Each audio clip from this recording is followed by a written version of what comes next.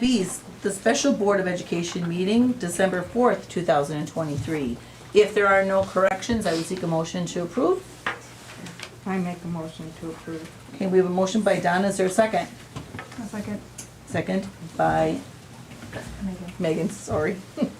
I'm used to Kelly, sorry. All those in favor? Aye. Opposed?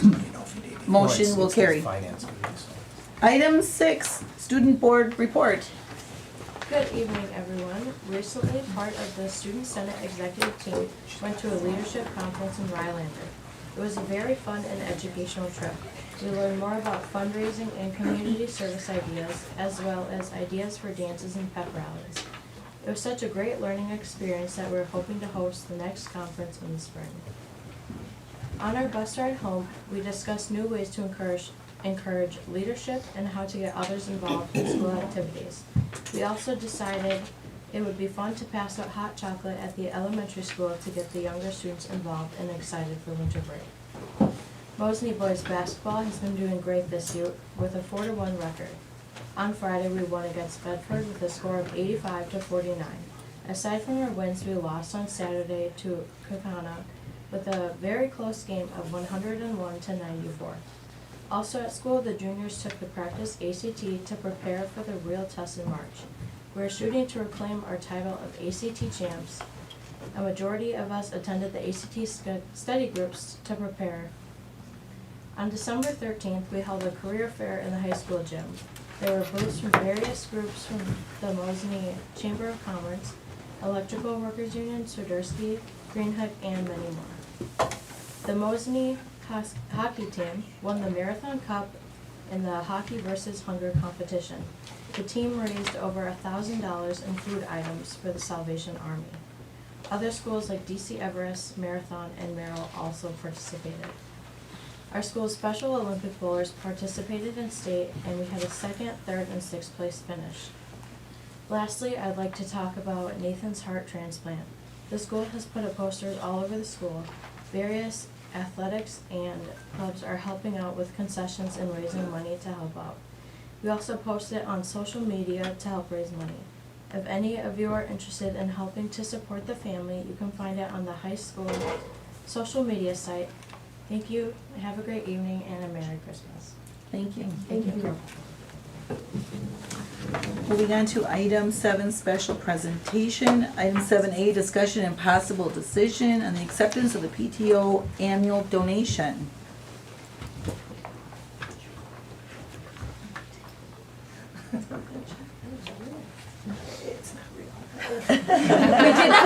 We did provide a real one. Good evening. Hi, I'm Amanda Lang. I am representing the Mosinee PTO tonight and the PTO secretary and co-chair. I'm also a parent of a 7th grader and a teacher at the elementary school. So the PTO is very important. We're a small group but mighty, and we value that our students get enrichment opportunities in the school district. And those are hard to provide just within our regular budget, so we hope that by our families participating in a fundraiser yearly, we have great support with that. Very happy that they continue to support the Mosinee PTO, and then we're able to provide this for the district and for our students, both in all 3 schools, actually, elementary school, middle school, and high school. So on behalf of the PTO, we present $18,000 for our students' enrichment. Wow, that's wonderful. Thank you.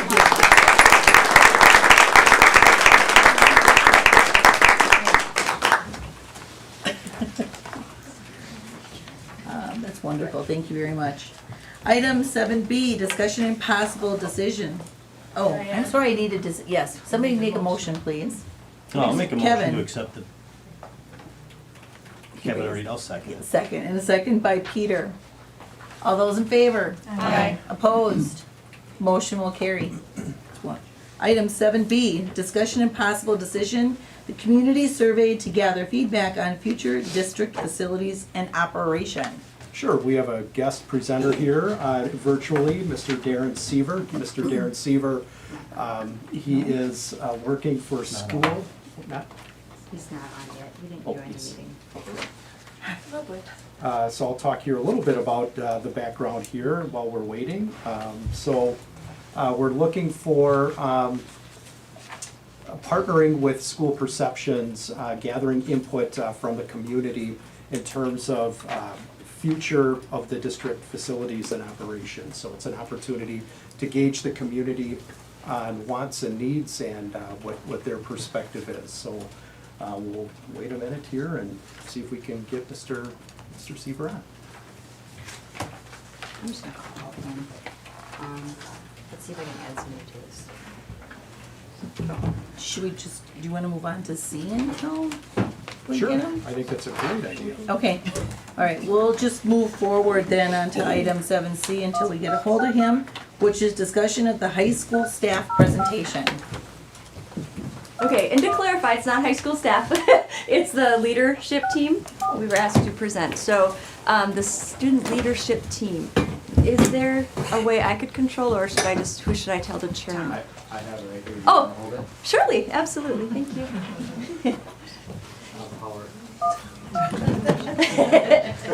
Okay, the student lighthouse teams. First of all, what it is. This is a quote right from the website that we took, giving agency to students and adult groups to plan and carry out Leader in Me implementation in ways that help the school achieve its desired outcomes and why it matters. When the systems and teams are aligned, everyone can pull in the same direction and work together toward a shared vision to achieve priorities. So basically, the staff lighthouse team and the student lighthouse team were formed to help the district, district-wide. Hey Darren, can you just hold on 1 minute? Sorry. Oh, sure. I can stop, that's okay. It's saying, asking to let me in, so that's all. Okay, You're good? Okay. sorry. No, that's fine. Oh my gosh, yeah. Anyway, so this idea of the 7 habits of highly effective people, the district, obviously, you guys approved the program, and so between the student team and the high school team, or the staff teams, and I can only speak for the high school, I'm not sure what middle and elementary are doing right now, but yeah, we're working together to make things better and to make it a better place to be for both students and staff. Okay, there we go. Okay, so how did this begin? How were these kids chosen? First of all, last spring we had staff nominations based on students' leadership potential, their character, their approachability, and then once all the staff nominated quite a long list of students from both freshman, sophomore, junior, and senior levels, the staff that were on the Leader in Me committee narrowed down the list to 2 males and 2 females per grade, and then plus alternates. The students were then sent invitations, fun little invitations, to join the leadership team, an explanation of what it was going to entail, along with an explanation. There we go. And these students then accepted the invite, and they were trained by Angie Lloyd, a presenter from Franklin Covey and Leader in Me. You might recognize the name. She used to be a teacher here in Mosinee. These student leaders then identified issues that they believed their student body would want changed or fixed, and they got to work. Sorry, Mikey. That was supposed to be yours. I'm sure you're fine, right? Okay, I came here to hear Mikey too. Absolutely. Well, then we'll make sure. And again, I know I have grace. Here's the problem: we were not able to get together, and this is only a small sampling because obviously we have wrestling, we have basketball, we have all these things going on tonight. So the kids who showed up tonight, we did not get a chance to practice this and go through this. So why don't we just have you guys introduce yourselves? Tell everyone your grade level, and then we'll introduce those who aren't here. All right. Hi, I'm Carmen Milkey, and I'm a senior this year. My name is Hannah Block, and I'm also a senior this year. I'm Mike Reed and I'm a senior. Hi, my name is Madison Orlovsky, and I'm a freshman.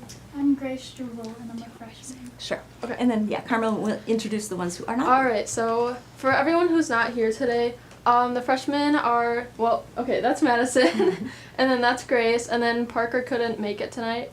And the sophomores are Micklig? That's Okay, yep. my bad. No, that's fine. And then we have Keegan Walters, also a sophomore. And the juniors that couldn't make it are Sophia Hodgson, Drake Wilkie, Gavin Schmiel? Yep. you Right, got it. okay. And Chloe Hurrell. And for the seniors, Ben could not make it, but the rest of us are here. Okay. Yep. Perfect. Thank you. All right. All right, Mikey, do you want to read the mission statement since I took your Sure. and Sophia's not here? Go ahead. Alright. As the Student Lifehouse team, we will improve student life at MHS. We will treat each other like adults, accept ideas, and respect each other's opinions. Okay, and they came up with that totally on their own. Those were the things that they wanted to dedicate themselves to on the committee. All right, Hannah, did you want to read? So the first thing we started with for our initiatives was we created our t-shirts designs. So Ben Schley, our other senior who did not make it tonight, he went and I think he partnered with Gavin. Yep. And they created a logo and printed them on t-shirts for us. We fundraised everything to cover the cost for this. Yep. And then we also had an initiative to see if we could get backpacks so that students could carry their supplies in their backpacks to classrooms instead of just keeping them in their lockers. It did not pass, but we still fought for it. Yep. We also set up a bulletin board in the cafeteria with pictures of us, descriptions of us, so people know who we are, who they can go to for any problems or just suggestions that they would like to make. We've been raising our funds, like I said, in the concession stands. We've been running the concession stands at different sports games. Another initiative that we're currently working on is the Prips for the sophomores. So juniors and seniors, if they have good grades, they are allowed to leave during study halls and bring lunch. And we're currently working for sophomores to also have that ability beyond just the last 6 weeks in the school year, because currently the last 6 weeks, if they got really good like pre-ACT scores, they can have privileges, but we'd like it to be for all sophomores.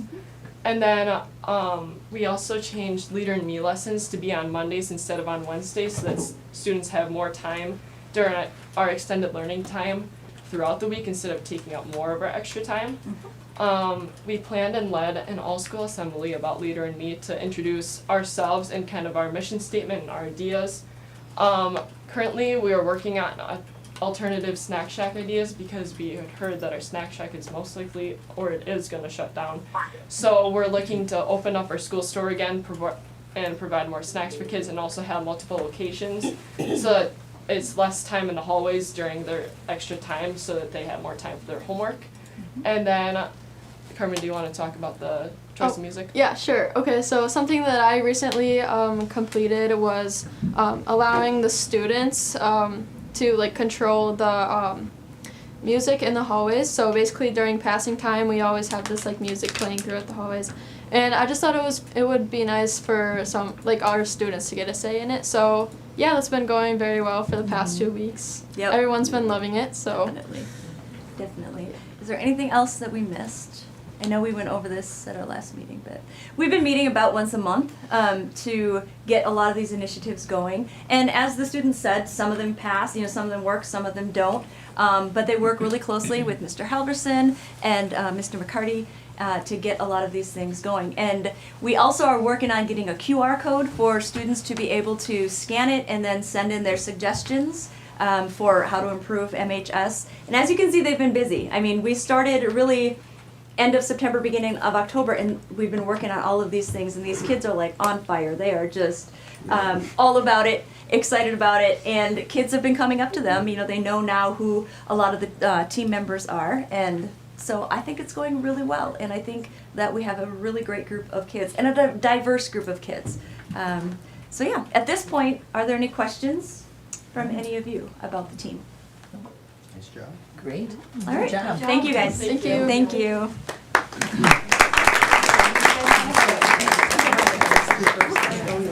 Yeah, of course. All right, Darren, do you want to talk and have your presentation up on the? Well, I could do that. The other option would be, I was just about to send to you our equivalent to Zoom, and that way I can put through my slides at the same time, but it's up to you. I'm literally sending it to your email right now, but if you'd rather me just talk, I can do that.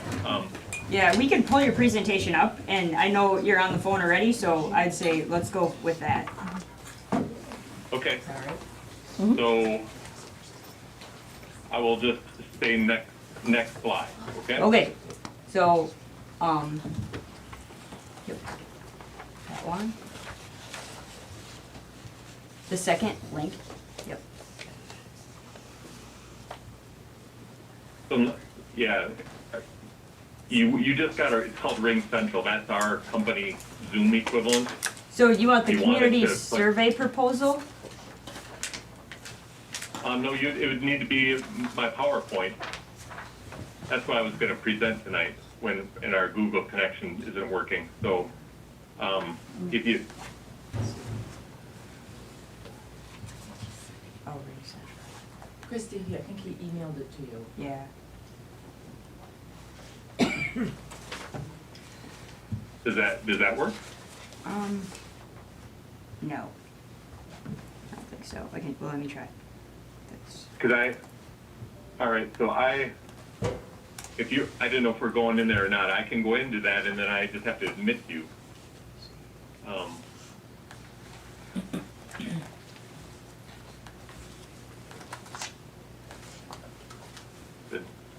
I'm joining it right now.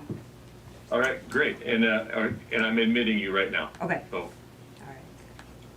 there, I'm up. The host has admitted you to the meeting. Yeah.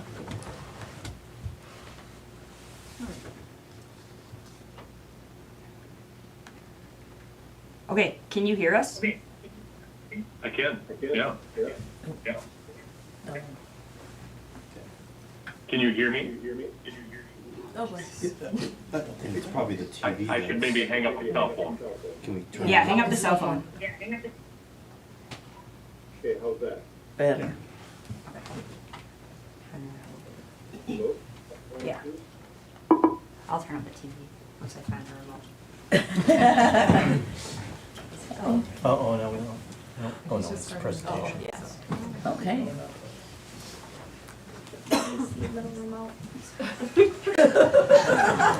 The dog ate it. It's probably like a kindergartner probably has it.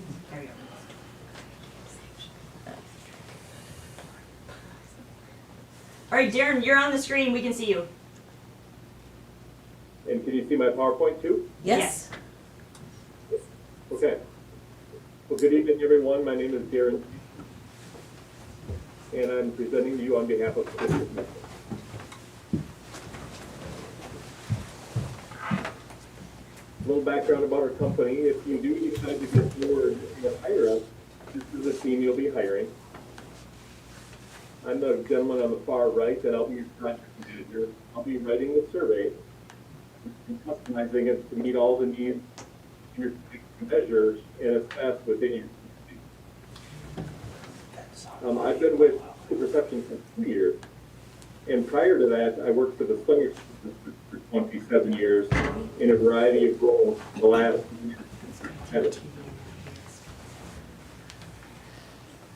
in Slinger, we were regular customers, and we did a referendum. Little background about our company. We've conducted over 10,000 staff. Hey, Darren, do you want to mute yourself on the presentation and talk through the phone? We can hear you better there. I think also taking himself off the screen will help his bandwidth. His video himself can slow down. Can you talk through the phone? So He's calling you. I can do it. Just call No, me he's still back. on. We have him on here. Or tell him to shut off his camera. Yeah, can you hear me now? I can hear Kelly. How's that? Is that better as far as the? I'm thinking. Yeah. I still hear myself. Okay, That's yeah, what because you- I wasn't on for a couple minutes. Do anymore. It was just dead air.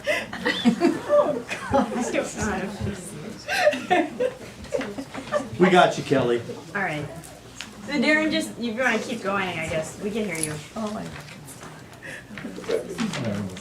Anyway, we've helped over 900 districts. Their community support of.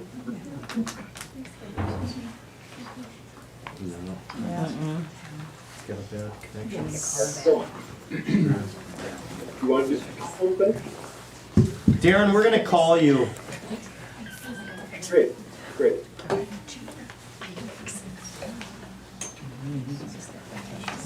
We did, Kevin. We did before, when David was here. No, he's asking, do we need a presentation? Hello there. We already Yes. know who they are. Right. All right, I'm just gonna go through my cell phone. Are you able to hear me okay? Yes. Yeah, that's better. Fantastic. That's better. Kelly, can you hear us? Great. We lost Kelly. Okay. All right, go ahead. All right. Tell me when you're ready and I'll just wait for Kelly. I might have hung up I on think her. we're I ready. don't know. Yes. We'll get a hold of her again. Yeah. Maybe I have to hit another button. But I don't want to. If you can hear him, yeah, and then I'll get Kelly back. Hey, I lost the call. I'll call her. How's that? Maybe I hit conference. This is the first day. Yeah, There there we she go. is. There, now you all I was there? gonna hit that, but I was sure. Kelly? Oh, we're muted. No, we're not. Darren, can you hear us? Wow.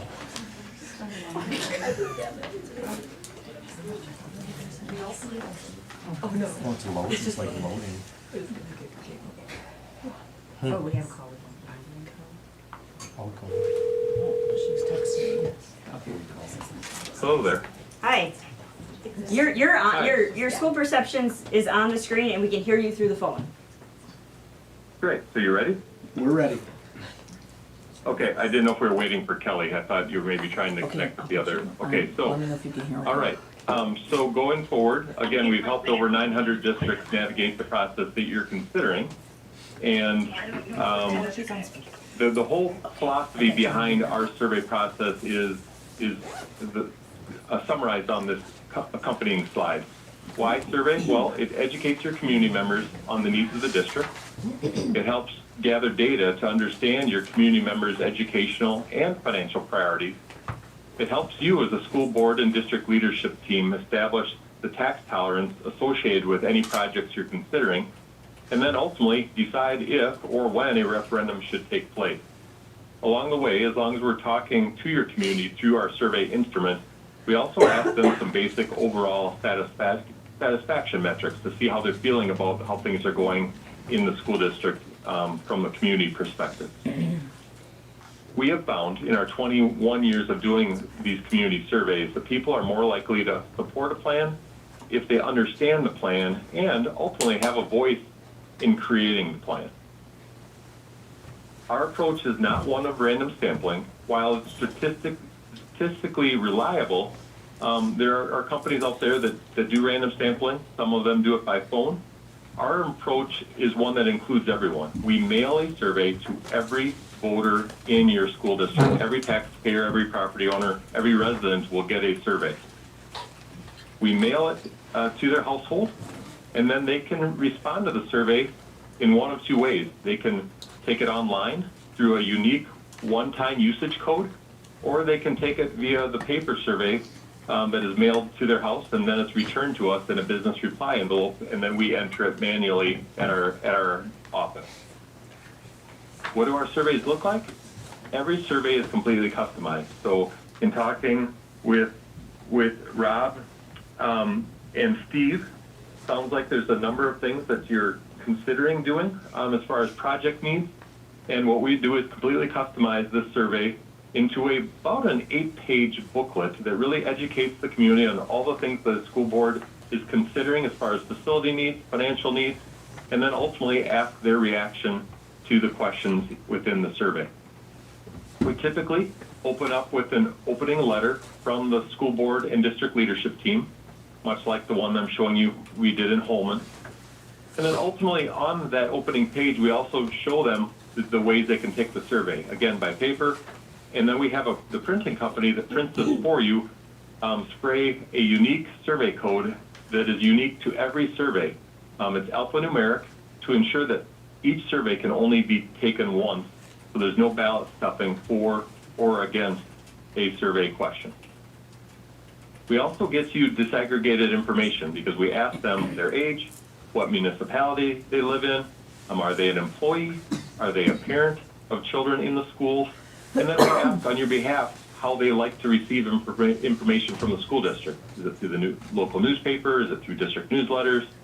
Through the website, etc. So then you know how to get back to your taxpayers once you've decided what your next steps are going to be after we've summarized your survey findings for you. Here's some just screenshots of different graphics we include. Again, as we're educating the community, some communities have an enrollment need, so we communicate the enrollment needs to explain the story of why they need additional space, maybe in addition to a school. Other times, we have to tell the financial background of a district, talk about where the mill rate is at, maybe there's expiring debt, and what would happen to the mill rate if a project were passed. Here are some examples of question boxes that are on the survey, where we ask them, would you support the school district exploring a referendum to update schools? Or what advice would you give the school board to address the needs? And what about the timing of pursuing things to address the needs? We oftentimes work with our architects and builders, and we find that a picture is worth 1,000 words. We try to keep our surveys very short and very to the point, and it always helps to have images like that on the screen right now and the next screen to show the projects being considered and to educate the community on where the remodeling would take place or where the addition would be located.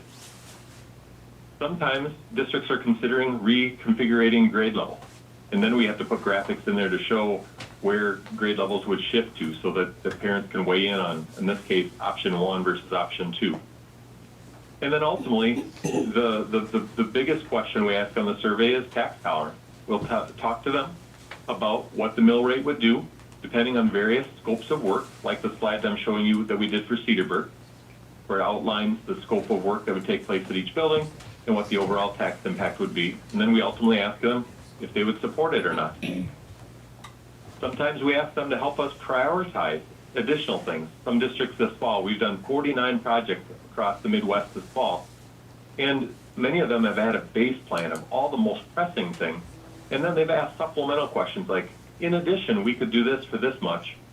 Help us understand how much of a priority this is by telling us if it's a high, medium, or low priority for you. And then we gather that priority scale data for you to determine should we add this to the ballot or not. And then ultimately, most times, we'll put a tax tolerance thresholds in front of the community. We can do this much for 13 million. We can do this scope of work for 15. For example, that's one example of the different levels of referendum borrowing that could take place to do different varieties, scopes of work. And we've done some for $1 million versus $2 million. And we've done some this fall where we've tested everything from 125 up to 216 million. It just depends on the size of the district and the tax tolerance associated with it, given the population in the community. So again, that's our process. That's what we would propose we would be willing and honored to do for Mosinee, if that's something that you feel would be helpful to your leadership team and school board. And at this time, I would just take any questions you have about our process. Darren, I have a question as far as the mailing list. How do you how do you get that? Because we have some, of course, I'm sure you run into other districts where they're in Mosinee, but they might have an Edgar address, mailing address. Yeah, that's a great question. What we do is, sometimes we get it from the school district. For example, when I was the Slinger superintendent, School Perceptions just used my mailing list that we had at the district office that we had in place. I honestly, I don't recall exactly how we got that. I think we got it through a local printer, our local print shop, who helped us with the newsletters, and then they contracted with a company that gathers the mailing list. We have a variety of 6 or 7 printers that are tried and true that we've used to print our surveys, and they contract with companies to get a mailing list for you if you don't feel confident about yours. And what we'll do is we'll submit to those companies a map, a Google map with all of your boundaries, and then they'll go to work on trying to lift all those addresses out of there. I would tell you, it's not an exact science. This fall we've had a few districts that this person got missed or that person got missed, and we always give the district at least 100 extra surveys that they can just hand out to anyone who would have gotten missed.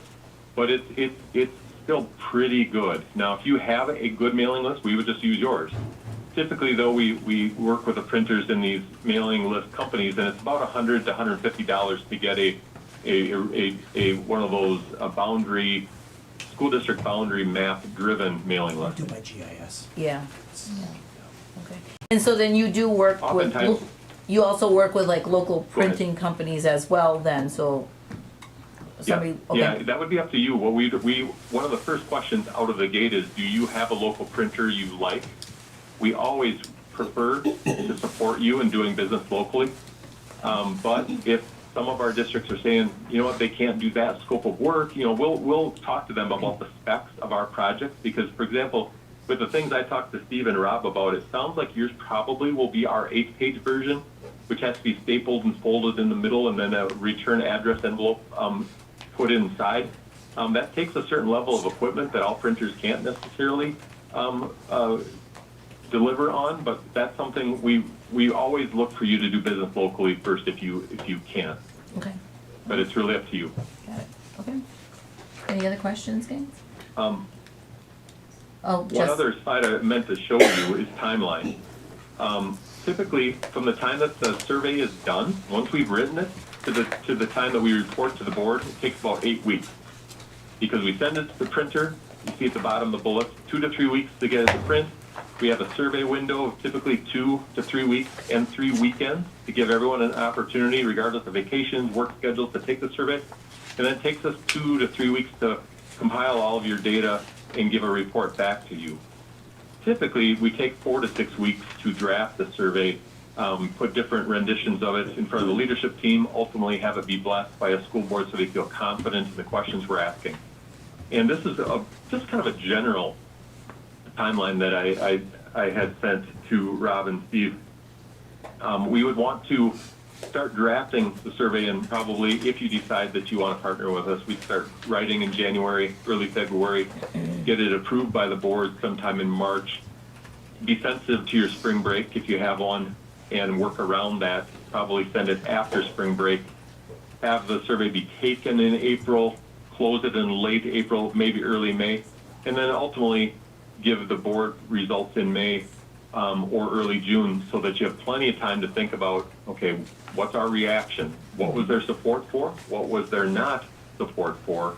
So that you can write your resolution and decide if you're going to write a resolution by August to meet that August resolution deadline for a November ballot. So that's a general idea. We'll put in much clearer dates once you decide whether you want to work with us or not. But that gives you a ballpark start to finish on brainstorming, drafting, to giving you your results. We have found our process is very highly predictive in our 21 years, and we're almost to 1,000 projects. After this fall, we will be.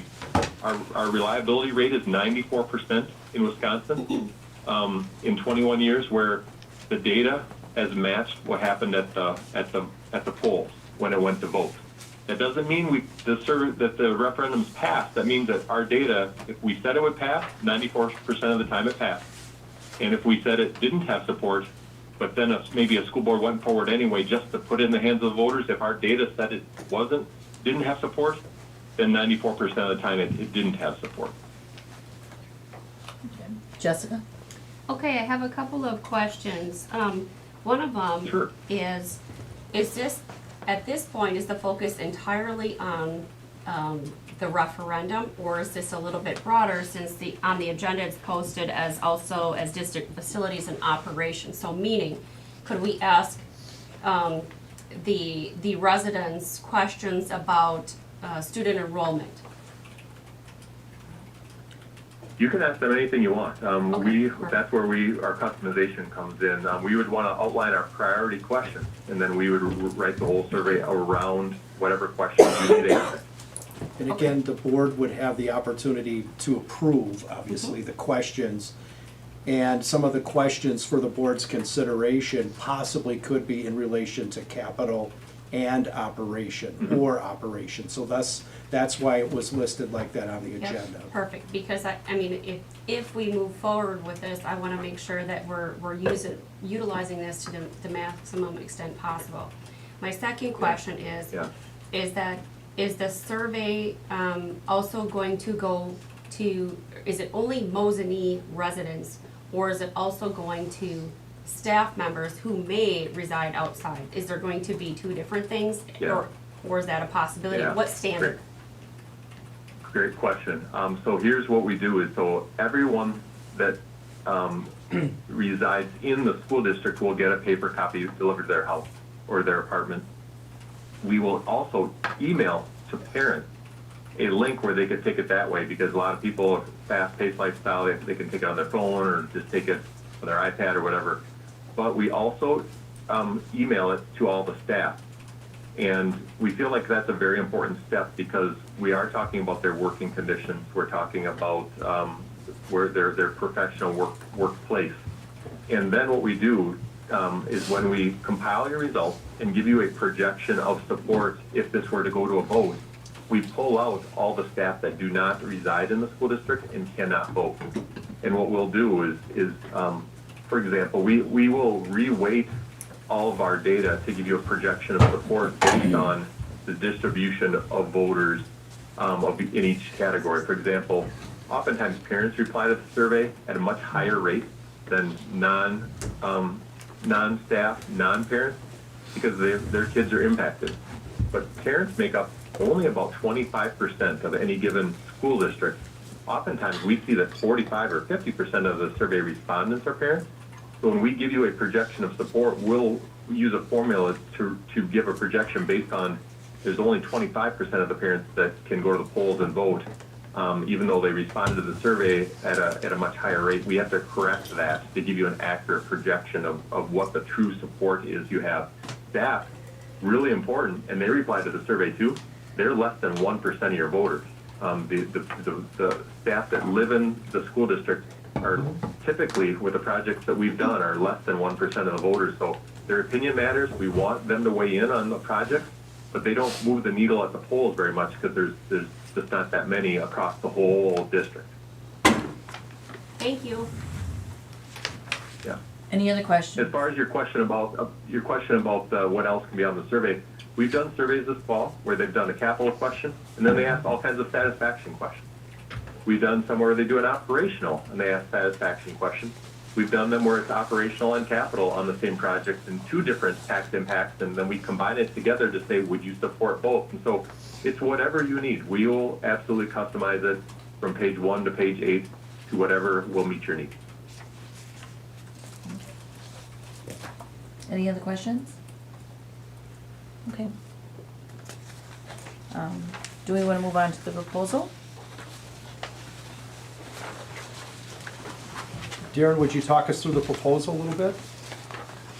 You bet. I'm going to stop sharing here, and then I'm going to pull up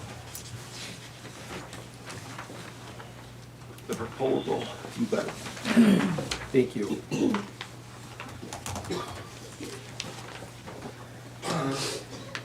All right, so I'm going to share my screen again.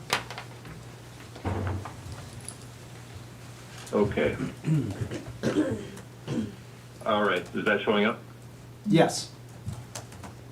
Okay, so page 1, nothing, just the cover letter, and then again, introducing our team, largely the folks that'll be on the front line working on your project. Again, we introduced ourselves on page 3, just talking about our process and methodology. Oh, I'm sorry, you know what I'm doing? I'm looking at your staff. I've got the wrong proposal. This is your staff and parent proposal. Here's your community proposal. All right, try that again. So again, I'm gonna stop share this one. All right, so for your community survey, I'm gonna go forward to the scope of what services you'll receive. So phase 1, that is $2,100. That's where we would meet with sometimes it's a board committee, sometimes it's delegated to the superintendent, business manager, maybe a buildings and grounds director, I suspect would be on your team after meeting Steve. Yes. We identify project goals, define what options we really want to test, and really lay out the survey strategy. That's the January meeting time in early February, and then we go to town writing it designing the survey, putting drafts in front of a committee or district leaders, making sure the word choice is correct, the tone is correct. You know, I was just on a project with a team in North Dakota where they literally have holes on the roof and the pipes are leaking, and there's a level of urgency that needed to be written into their survey. In other cases, there are, you know, boilers that are failing and roofs that need to be replaced, and it's just more than the budget can handle. We tell your story for you in phase 2 by choosing the right words, making sure that the superintendent and other key people, sometimes it's maybe a communications director, making sure it sounds like Mosinee and feels like Mosinee and talks to your community the way that they would understand. But we do use really, really basic writing approach. Darren, The average reading level. Darren, can I stop you just for a second? Just a second, Darren. Your Word document just coming up really blurry. I don't think anybody can read it. We have it here. Is there a way to share the link on the screen here without losing We have it? it in our agenda packet. Well, so right, yeah. but I mean, just so anybody else. Yeah, do you want to go to? I was gonna pull it up on my phone because, yeah, I can't- We're gonna. we can't read a single word, it's like, I Yeah, don't know. we'll get I it know up my here. eyes. It'll just be a second here. Sure, that's just fine. Does it help if I zoom it Ooh, back a little yeah. bit? Like Oh, there you go. Perfect. Yeah. Yep, looks good. Okay. Perfect. A little worried about myself there. I know, I was like, All right, so I was talking about phase 2 where we write for you, and then ultimately phase 3, once it's done, then we go to the administration process. That's where we mail it and let it go to work, coordinate it with the printer, have it go out to all the community, and oversee the compilation of results. And again, some of it comes in digitally through that web link. Others we put in by hand at our office in Slinger. And again, we typically do 3 weeks for phase 3, where it's 3 weeks, 3 weekends. And then when we get to phase 4, that's where once the survey closes, and quite honestly, we say it closes because you ultimately have to give everybody a deadline, but we don't ever shut it off, because if someone misses it by a day, we'd rather have their opinion and redo the report than have them not have their voice be heard. So, but ultimately, when we lead up to, let's say it's the 8th of June is our target date to report to the board, we'll refresh things those last couple days before the 8th of June, and then report all of the findings to the school board to get answers to the questions that you asked. If it's quality questions about how they feel things are going, we'll give you a summary, and if we've asked that question in other districts, we'll be able to tell you how you're scored compared to other districts. If it's measures of support on a operational referendum or a capital referendum, we'll give you a projection of support for every question you ask. If you're going to ask a series of 5 or 6 scope questions, we'll give you 5 or 6 projections of support based on the thresholds of dollars being spent. If it's one big ask and maybe some supplemental projects, we'll give you a projection of support at the polls on that one big ask, and then give you a report that shows in the future, yeah, they'd like to consider those new tennis courts, or maybe adding on to the tech ed wing. We've been doing a lot of tech ed projects throughout the state of Wisconsin and in Minnesota this fall, because the skilled labor shortage and the need to infuse more effort into the trade. And so that's what happens in phase 4 is we report back to you our findings. And that's where I get into that reliability factor where I said we've been accurate in 94% of our projects over the last 21 years. So those are the 4 scopes of service. Everything from initial strategy, what are the things you're thinking about, all the way to blessing a survey, printing a survey, getting it out in the community, and reporting back to you on your findings. okay. Any questions?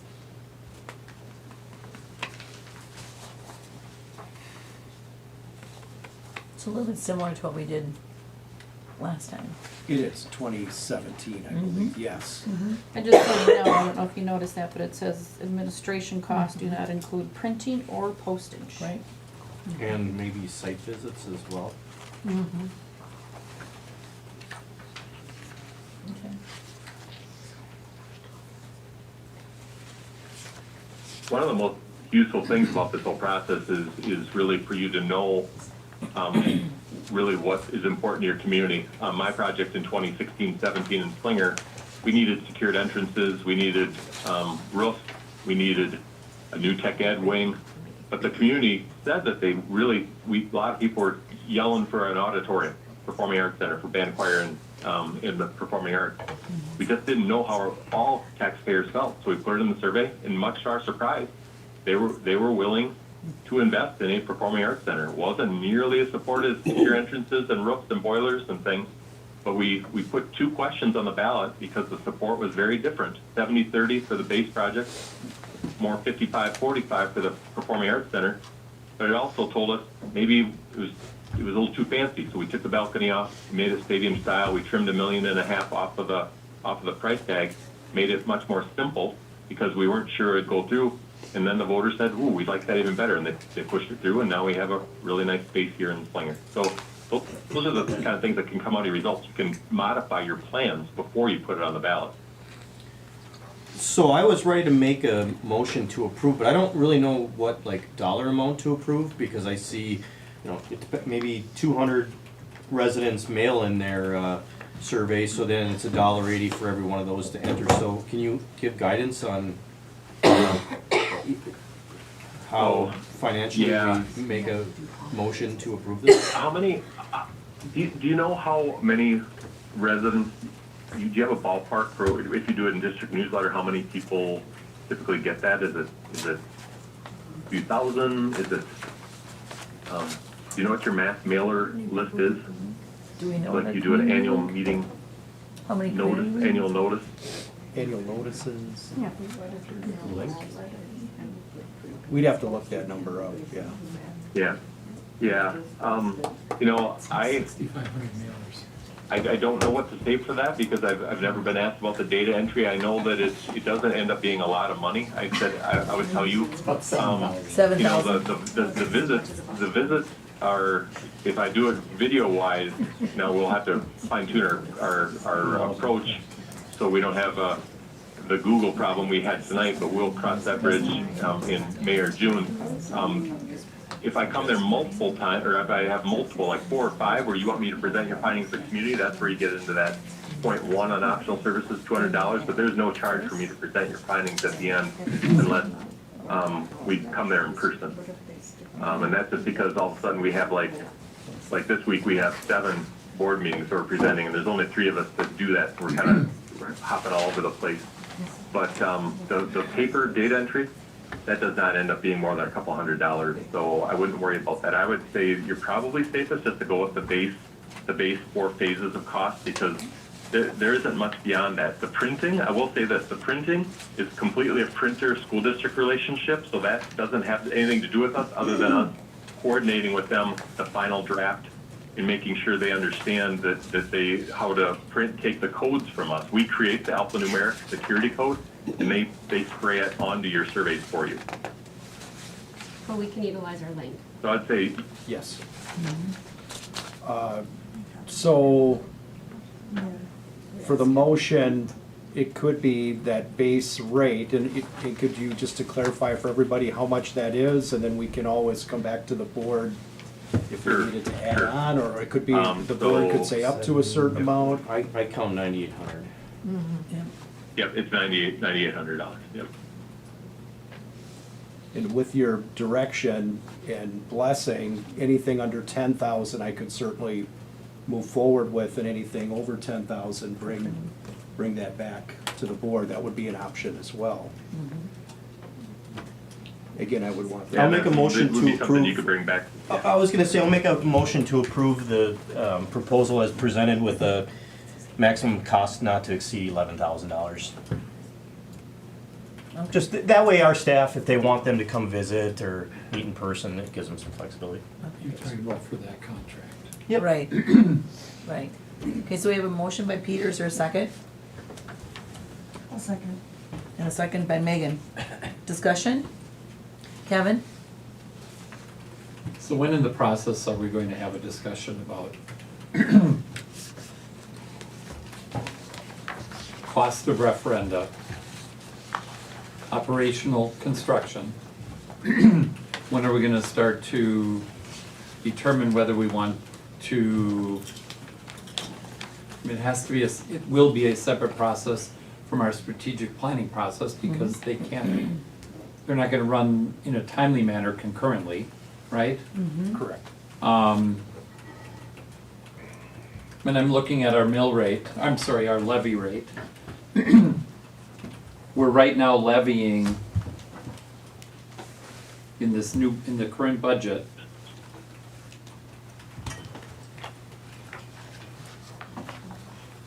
about 17% less than we levied just 3 years ago, right? And so we're going to have a discussion about what it looks like by 2026 when the next referendum expense goes off from the elementary, right? And now we're down below $5 per 1,000. And how do we then figure out a way to push it back up over $6 or $7 or $8, right? So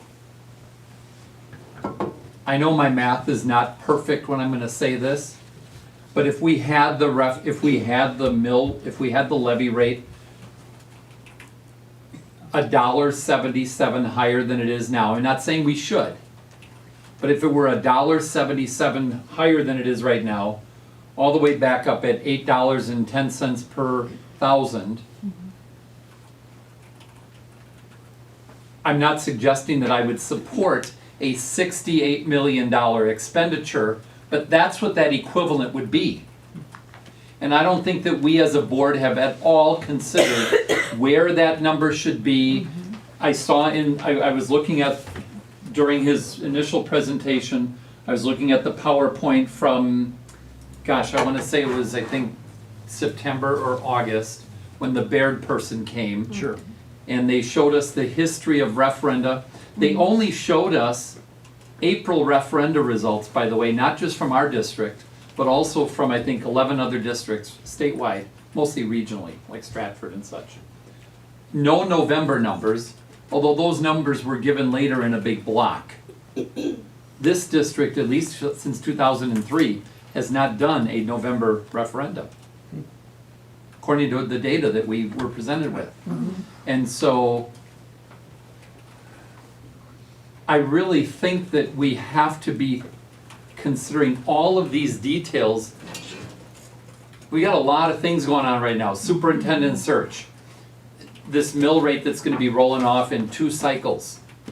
And it's going to be a lot of work. I'm not opposed to putting in the time, but this board needs to be committed in the next 4 months to be putting in all the time that's necessary to put together the right survey questions with their help, certainly, because it's not our expertise. Right. We think we have the pulse of the community, and to a certain degree in certain areas we do, but he just gave an example, for the example of the auditorium down in Slinger.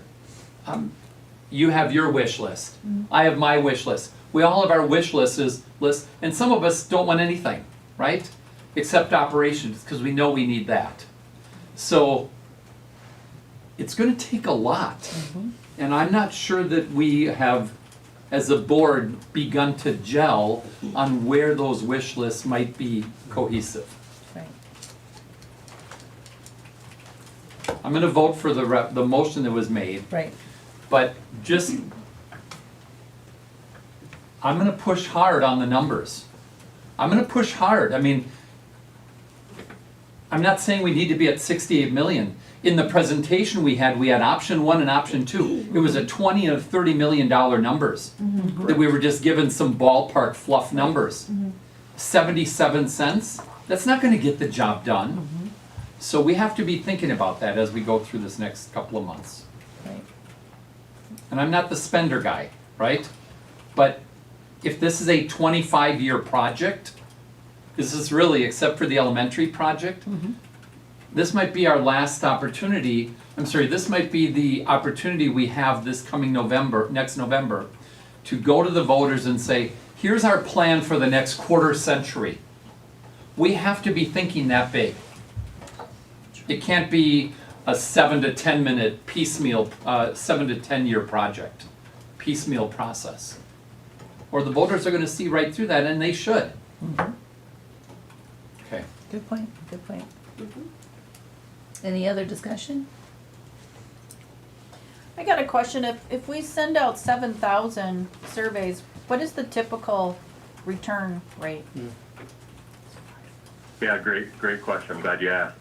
Our company, so we've tracked our results, and on our 4-page survey, which is typically just in operational, because there's only so many ways to describe why we're short of money and what we're asking for, that gets about a 25% response rate.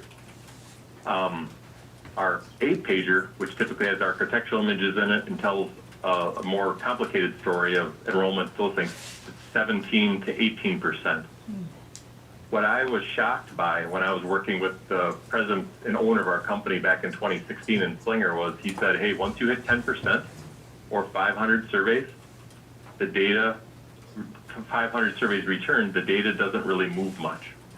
Well, I didn't believe him, so I tracked it because we will have the ability to give Rob and anyone else who wants to the ability from day one to track the results in our server as they come in, just like you track an election.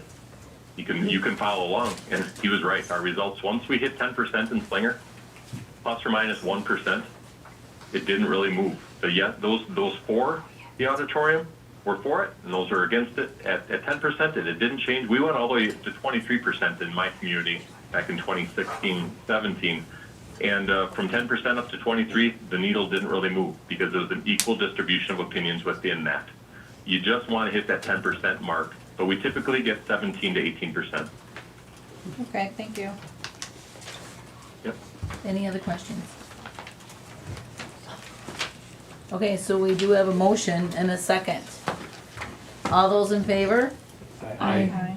Opposed? Motion will carry. Thank you, Darren. We'll have to get back. Thank you, and thanks for your flexibility with the technology. I'll be in touch with Rob to set up kind of a kickoff meeting. Yep. Probably do that. Reach out tomorrow about a date right after the holiday. God, I look forward to talking to you soon, Darren. Thank you so much. Yeah, we might need to All set right. a Thank you, special everyone. meeting just to Happy discuss holidays, everyone. all of this. We'll look at our calendar. Happy holidays, Merry Christmas. So, okay, this isn't on the agenda, but I thought this was so cute. I don't know who dropped this off, but this is all from the elementary school on little Christmas cards. So it's kind of a special presentation. So I'll pass them around so you guys can read them. But I thought that was just wonderful. Do you have Kelly on there? Kelly, are you still there? Kelly? Oh, wait. So we don't know if she. You gotta read it. Kelly, are you there? I'm calling her back. Hello? Oh, boy, I don't have for nothing. Okay, so anyway, I'll pass these around for you guys to look at. Middle column. All right, item 8, public forum. The public forum provides. Can you hear me? Yep, Yes. we can hear you. No? Yes, yeah, we can. Can you hear us? Yeah, Okay. I can hear you. Kelly, did you vote on the approval of the proposal? Yes, I did. Okay, just wondering. Okay. The public forum provides the public with the opportunity to ask questions about or address issues included in the school board meeting agenda. General operating rules of the public forum will be determined by the board president once the number of people wishing to participate is identified. I believe we have some people wanting to speak tonight. And we were at the sign up form, so anybody would like to speak? Yep. Unless you want to go first. Oh, okay, let's go. Age before beauty. That's right. I was gonna tell you to check on Kelly. I was like, I'm not sure if she's still there. Hello, my name is Deidre Bradford. My address is 145484 Squirrel Lane, Marathon, Wisconsin. I am here on behalf of the teaching staff as I teach English at Mosinee High School, as well as having 2 kids who attend Mosinee's school district. I'm also a proud member of the MEA. Tonight, I would like to address concerns that we have regarding the proposed 2024-2025 school calendar that me and my colleagues have. I'm here to speak on all of our behalves because they have come to me with their concerns, and I said I would be willing to speak. Thank you in advance for reconsidering and allowing me to speak tonight and listen to teacher input. One of our biggest concerns has been the addition of the 9 days of in-service at the beginning of the year. This is especially concerning for teachers who take dual credit opportunities, PD for conferences, AP teacher opportunities for conferences, CPR recertifications, CPI certifications, technology conferences like the Wired conference that Mosinee helps to put on, or at least Christy does. And our biggest question is, what do these days look like? And what is the purpose of these 9 days? And at this point, that's a rhetorical question, but I hope that's a question that we can get an answer to at some point. Additionally, no half days at the end of quarters really affects my colleagues at the middle school and the elementary school with record keeping, with looking at data, with special ed referrals, with a chance for them to actually have an opportunity to come together as a team and look at their students and look at the curriculum, which I feel like every year they have new curriculum that they're looking at, and allowing them to work with it and reflect on it and be able to better serve their students then as well. Over the past few years, and this has even been an issue in Marathon County before COVID, was mental health amongst our students, and that is something that our district has put the work in, especially with the Lighthouse teams. I don't think that 9 in-service days and then what it does to the rest of our calendar is something that's conducive to the mental health of our students, nor is it good for the mental health of your staff. Most people, as far as the staff is concerned, would rather have fewer in-service days and more days in front of our students. We've talked about how we've dropped the number of days that we have in front of our students, and as a high school teacher, that's why I've stayed in the classroom. I love being in front of my students. That's what I'm there for. Unless you're going to open up more of those days, maybe, and I think again, especially for the elementary school teachers that put in a lot of work previous to the school year with getting their classrooms set up. This also disincentivizes teachers to do specific activities for their class throughout the summer and the rest of the year. That is a time where I feel like I have a lot of control and independence over what I choose to pursue to grow as a teacher and then bring back to my classroom. This district has struggled to offer valuable professional development over the past few years, and we've had trouble filling those days. Having so many in-service days in a row hardly seems like best practice. And we often rely on teachers to provide that in-service, which then does not allow them to have a learning opportunity.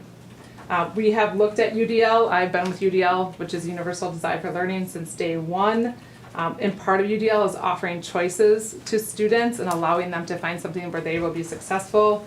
This would look good for teachers as well, allowing us to have that practice. The last one is looking at daycare costs for teachers with young kids, like you're adding all that extra week to daycare costs, planned vacations that would have to be rescheduled or canceled, and then the higher chance of burnout, which we are already struggling to find staff and substitutes, and this would mean a really high burnout, especially for summer school teachers. Thank you for listening. Thank you. Good job, thank you. My name is Crystal Zastro. I'm a kindergarten teacher and a parent of 2 high school students. My address is 200750 Waterview Drive, Mosinee. I would like to thank you in advance for hearing the concerns I'm bringing forward on behalf of many of my elementary colleagues regarding the proposed 2024-25 school calendar, agenda item 13C. While we appreciate the work put into making a calendar and know that we will never settle on one that is perfect, there are many concerns that have yet to be addressed with the calendar you will be seeing this evening. The elementary school building leadership team was asked to review the proposed calendar and offer up questions and concerns. At this time, none of these concerns have been addressed or answered prior to asking you, as our Board of Education, to take possible action on this item. I would like to highlight concerns that have been brought forth by the elementary school on a requested document of concerns. Number 1, why are we requiring staff members to attend 9 in-service days when past practice has been 4 or 5 prior to the start of school? We can only assume, because no explanation has been given by any administrator, that they took away our flex days and turned them into in-service days. This is a major concern because it takes away our professional discretion and turns those work days into a one-size-fits-all approach. In the past, we have used our flex days to address new curriculum with our math and reading specialists, meet with our special education coordinator to meet the needs of all of our students, as well as make class lists to better serve our students. Number 2, the proposed calendar separates new teachers from their grade levels and teams because new teacher academy and current staff in service are scheduled on the same day at the same time. This does not allow for cohesiveness or team building. Mentors will be separated from their mentees. Number 3, minutes have been added to our students' school year because early release days have been removed from the proposed calendar. The elementary school significantly exceeds the amount of minutes required by DPI due to busing, which we understand. However, this calendar continues to add additional minutes to young learners' days and takes away from time teachers needed to prepare for conferences as well as grading. For instance, a kindergartner's minutes are met by Wednesday for DPI minutes. So, number 4, in the past, we have had conferences during Thanksgiving break while the students get the whole week off. This allows for a variety of hours, morning and afternoon timeframes, and gives teachers time to prepare, which we do not allow now. Number 5, if in fact they propose that summer school begins right after school ends, there is no break between the end of the school year and the start of summer school. Many of your current staff will be less willing to teach summer school because there is no time to prepare for it and very little time when it's over to get ready for the school year.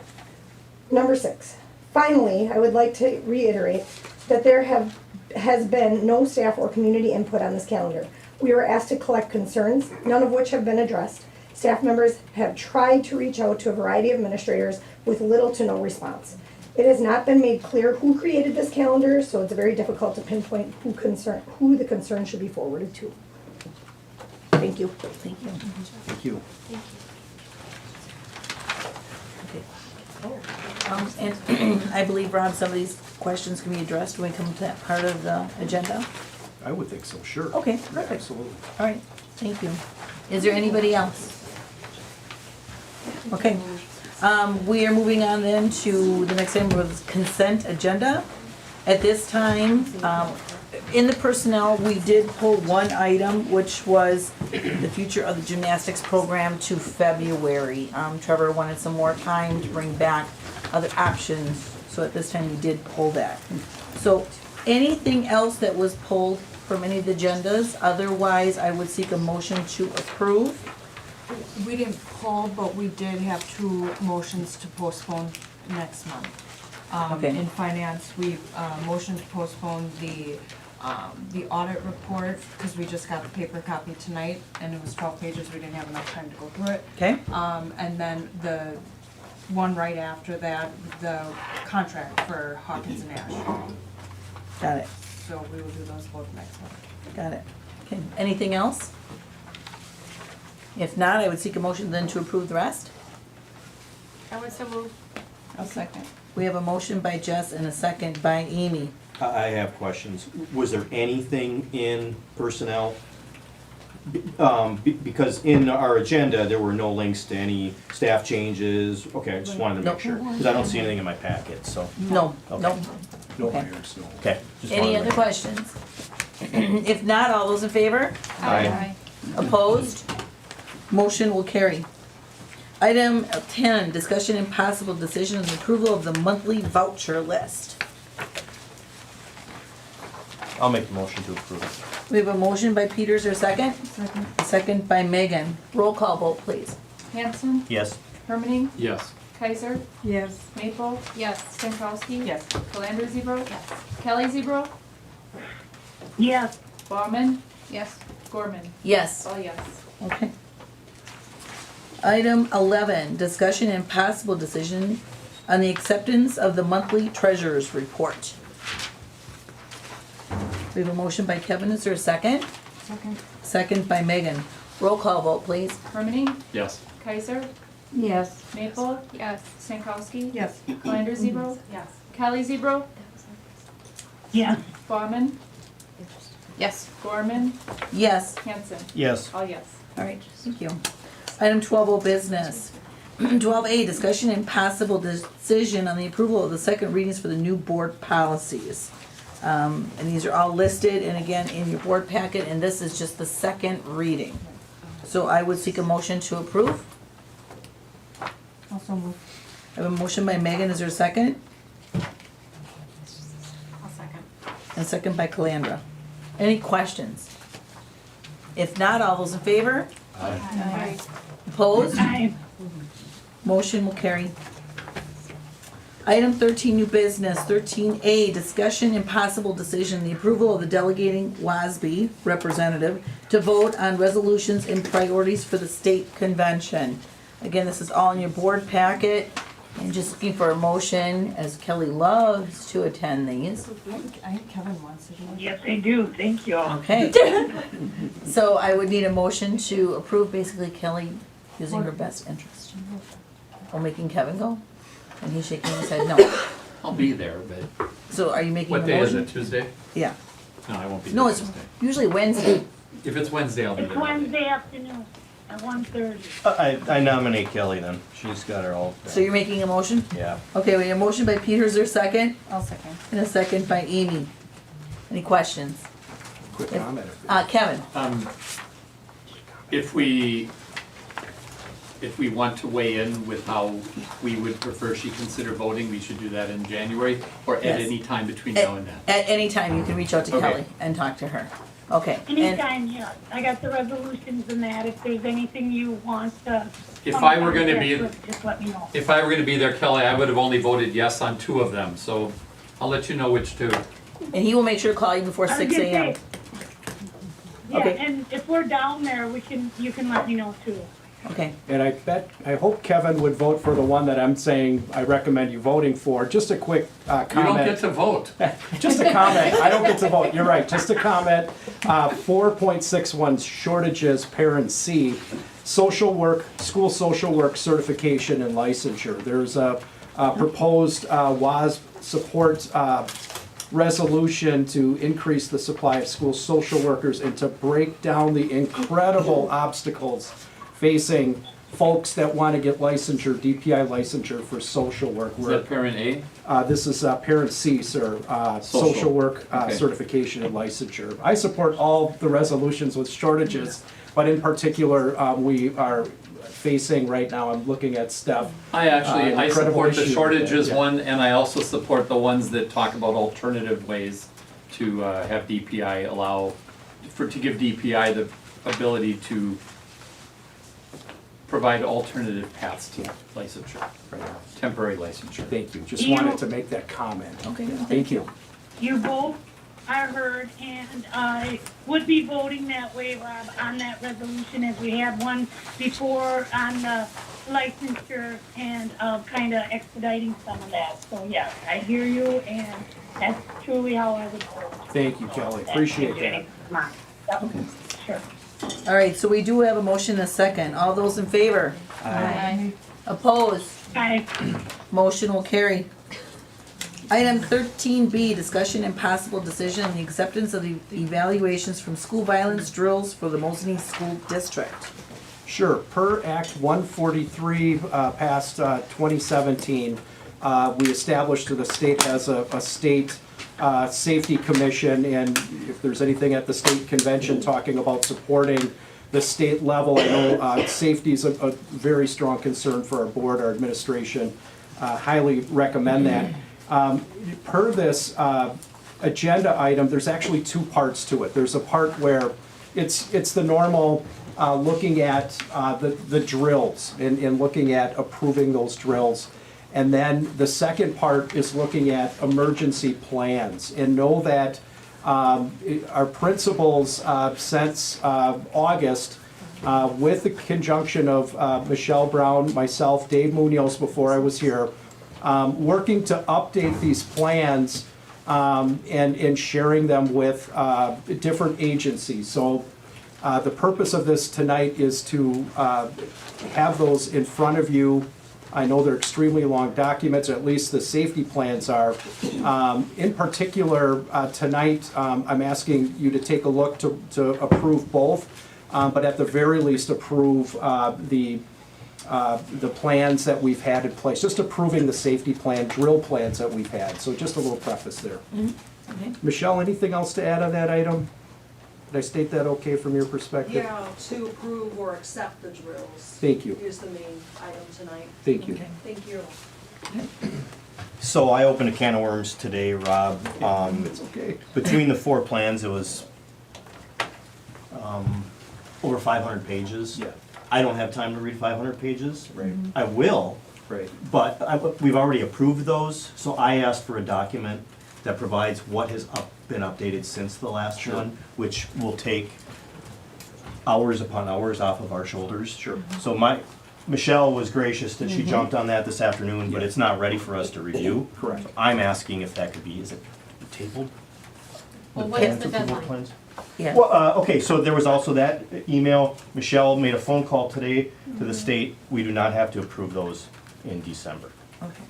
Kevin, First of all, I'll make a motion to table the safety plans. okay, I'll second that motion. You wanna table it, postpone?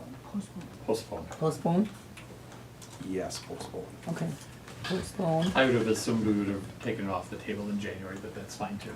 okay. Okay, so we have a motion and a second to postpone until January. Can I ask the rationale for holding off on the safety plan? No. Motions to postpone or table are not discussable. Okay. Oh, okay. All right. So we do have a motion and a second. All those in favor? Aye. Opposed? Aye. Motion will carry. The second motion. I'll make a motion to approve the elementary, middle school, and high school drill reports. Okay, I'm sorry, can you repeat that again? I'll make a motion to approve or accept, which would you prefer? Either one? Accept? Accept the elementary school, middle school, and high school drill reports as presented to us today, or in our materials. Okay. So we do have a motion. Is there a second? Second. And a second by Megan to accept the elementary, middle school, and high school drill reports. Questions? If not, all those in favor? Aye. Opposed? Motion will carry. All right. Should we have that split as two to begin with? I recommend that, yes. The next, okay, Yes. all right, And we'll have a summary document prepared, for January. yes, showing Okay. the proposed changes. Because I see it's under, go Madam ahead. President, I was in error earlier. The postponement motion can be discussed. The tabling one would not have been able to. So Kelly Why don't can have a So- discussion about it. I'm in error in that. That's okay. Kelly, why I was recommending it was the 4 documents, one of them we didn't receive until this afternoon, which was the district office plan. This building, right? They're just so long, and at least for me, I feel like for me to approve something, I want to read it all. And without knowing what was changed, I did not have the time in 4 days to read 500 pages. That was my justification. Okay, gotcha, okay, thank you. So Michelle's already created a 3-page document. She's passing them on to the administrators. Yep. They're gonna start working on it. It'll be ready for us in January. Yes. Okay, all right. All right, that sounds, yes, very reasonable, okay, thank you. All right, item 13C. Discussion and possible decision on the proposed 24-25 school calendar. Thank you, yes. You're welcome. It's that time of the year to begin discussion, to have discussion on the school calendar for next year. So tonight it's here for discussion or approval. So a little bit about the process behind the development of the proposed. Can we get it up on the Yeah, screen? on the screen. Sure. Behind the proposed calendar, while we're putting that up there. So in late October, October 25th through the 27th, I worked with Amy to mirror, okay, here's like last year's calendar, that's the rainbow, it has all the different colors on it, and to just kind of put in things that we had in there. And then on November 2nd, I shared that first draft, if you will, with the district administrative team and the school administrators. And I requested suggestions. And then between November 2nd and 11/14 administrators added some comments, some suggestions to that document. 11:14, we met Diane, Amy, myself. We talked about a staff survey. We developed that. We sent that out. 11:15, administration met to discuss the calendar and again to offer suggestions. We updated that second draft. We looked at vetting instructional hours with each principal, ensuring we had the minimum hours. Of course, we want to have as many student instructional hours as practical as possible. December 6th, administration met to discuss that draft.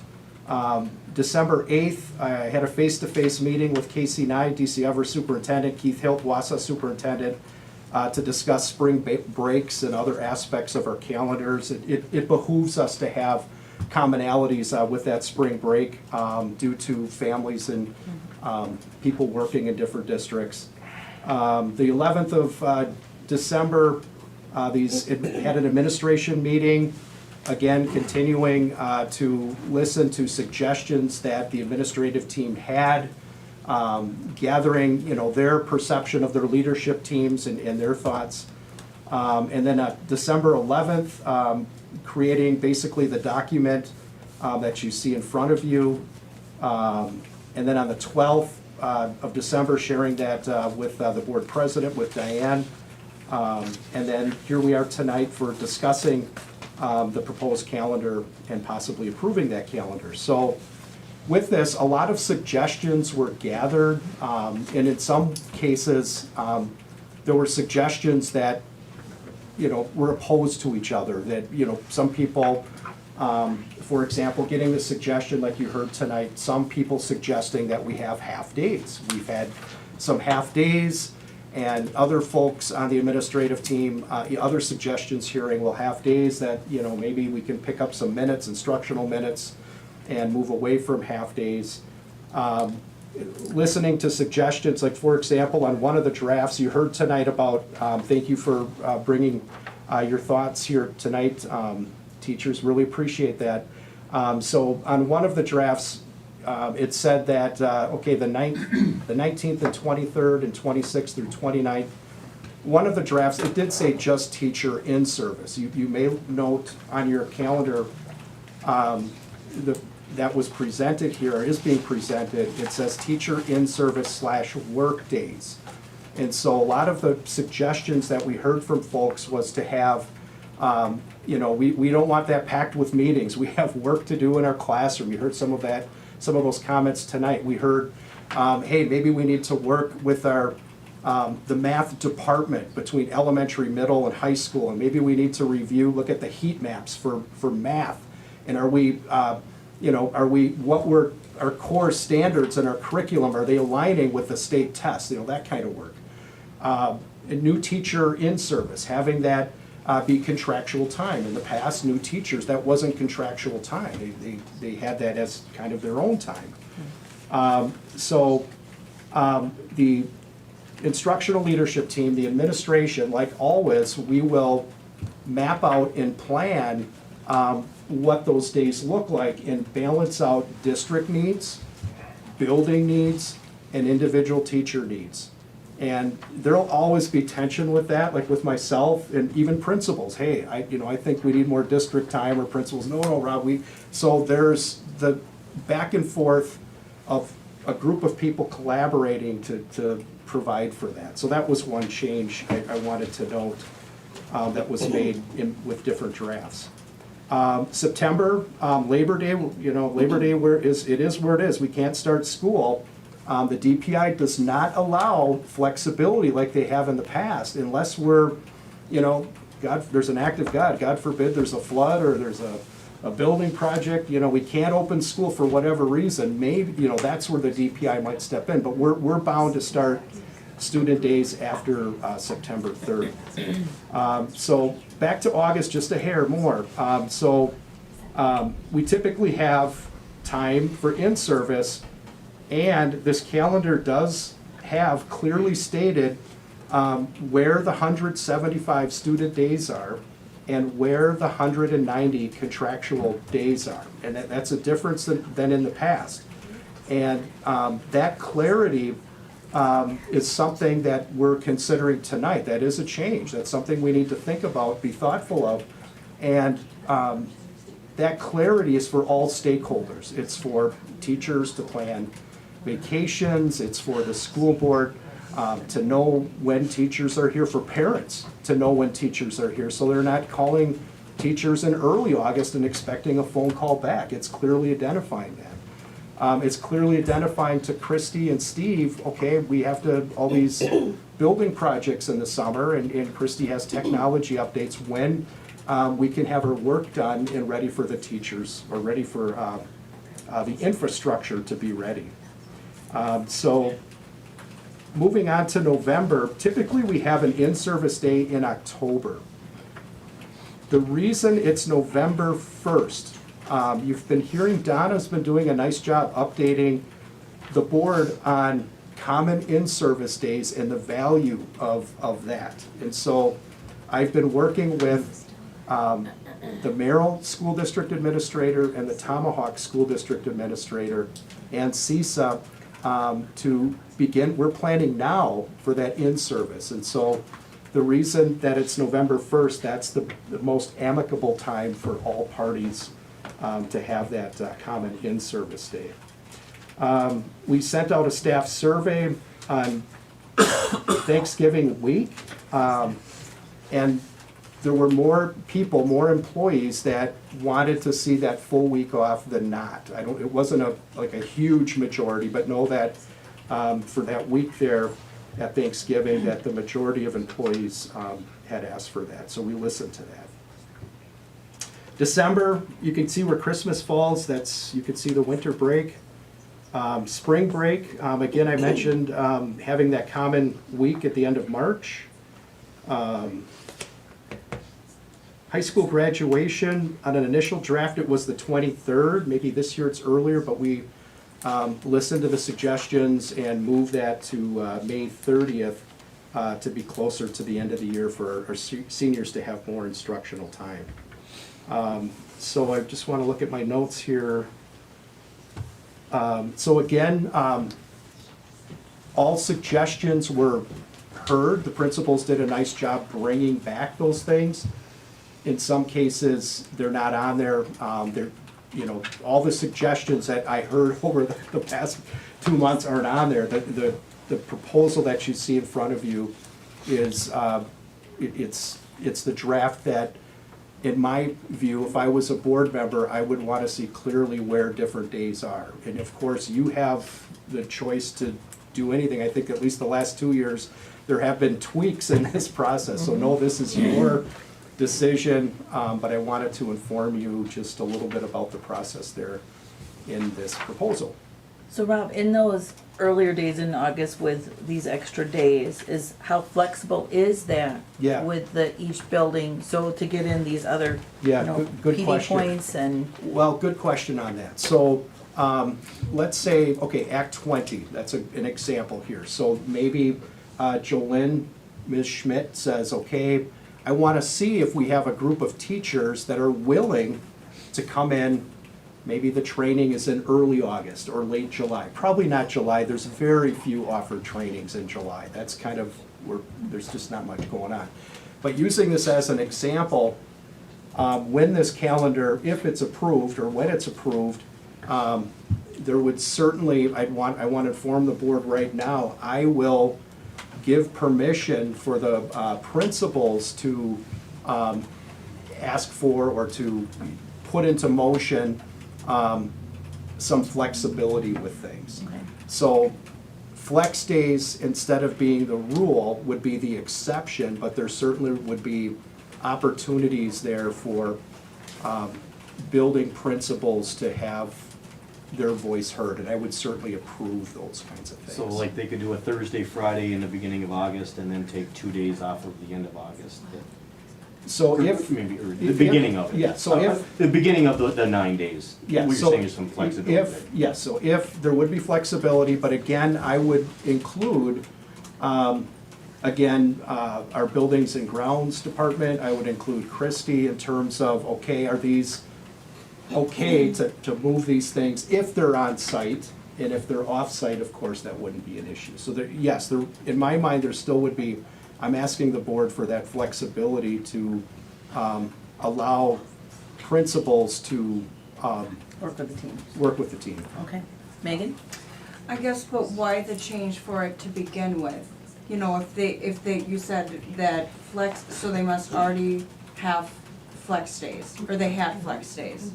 And then you're changing it to have them come in, but still giving the building principals, I guess, if the flex days were working, why, what's your justification for the change? Absolutely. So, again, hearing suggestions from all of my administrative team. There isn't consensus for my administration team to have flex days. Some like flex days, some are like, oh man, here are flex days.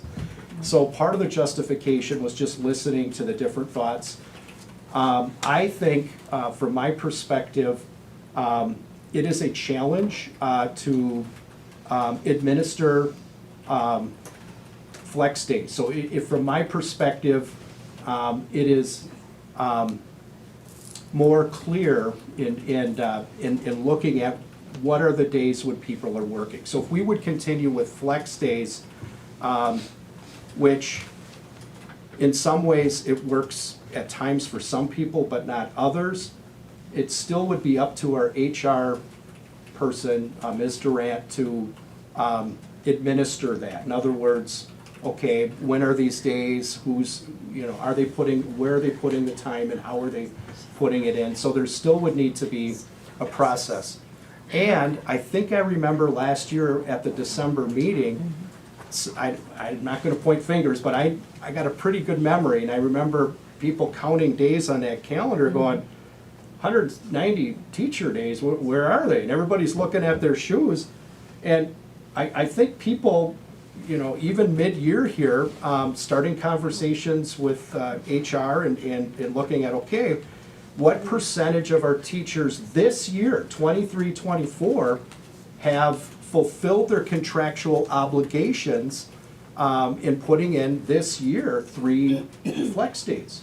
So we're going through the process of discerning that, because that's an answer I would want to look the board in the eye and go, yes, that time is accounted for. And it's challenging. I'm not saying it can't be done, but to me it's a clear picture of, okay, here are the days that people are expected to be at work. And, you know, if it's something different, well, their boss, their building principal will certainly be driving that difference. That's So Megan, that's to the answer your difference. question too, I think that with each administrative contract, we started adding that to all the contracts, their calendar and their days. So if they were 220 or 260, they were shown on their calendar. The last calendar, when David was here, it did not reflect 190 days. So this is just reflecting 190 contractual days.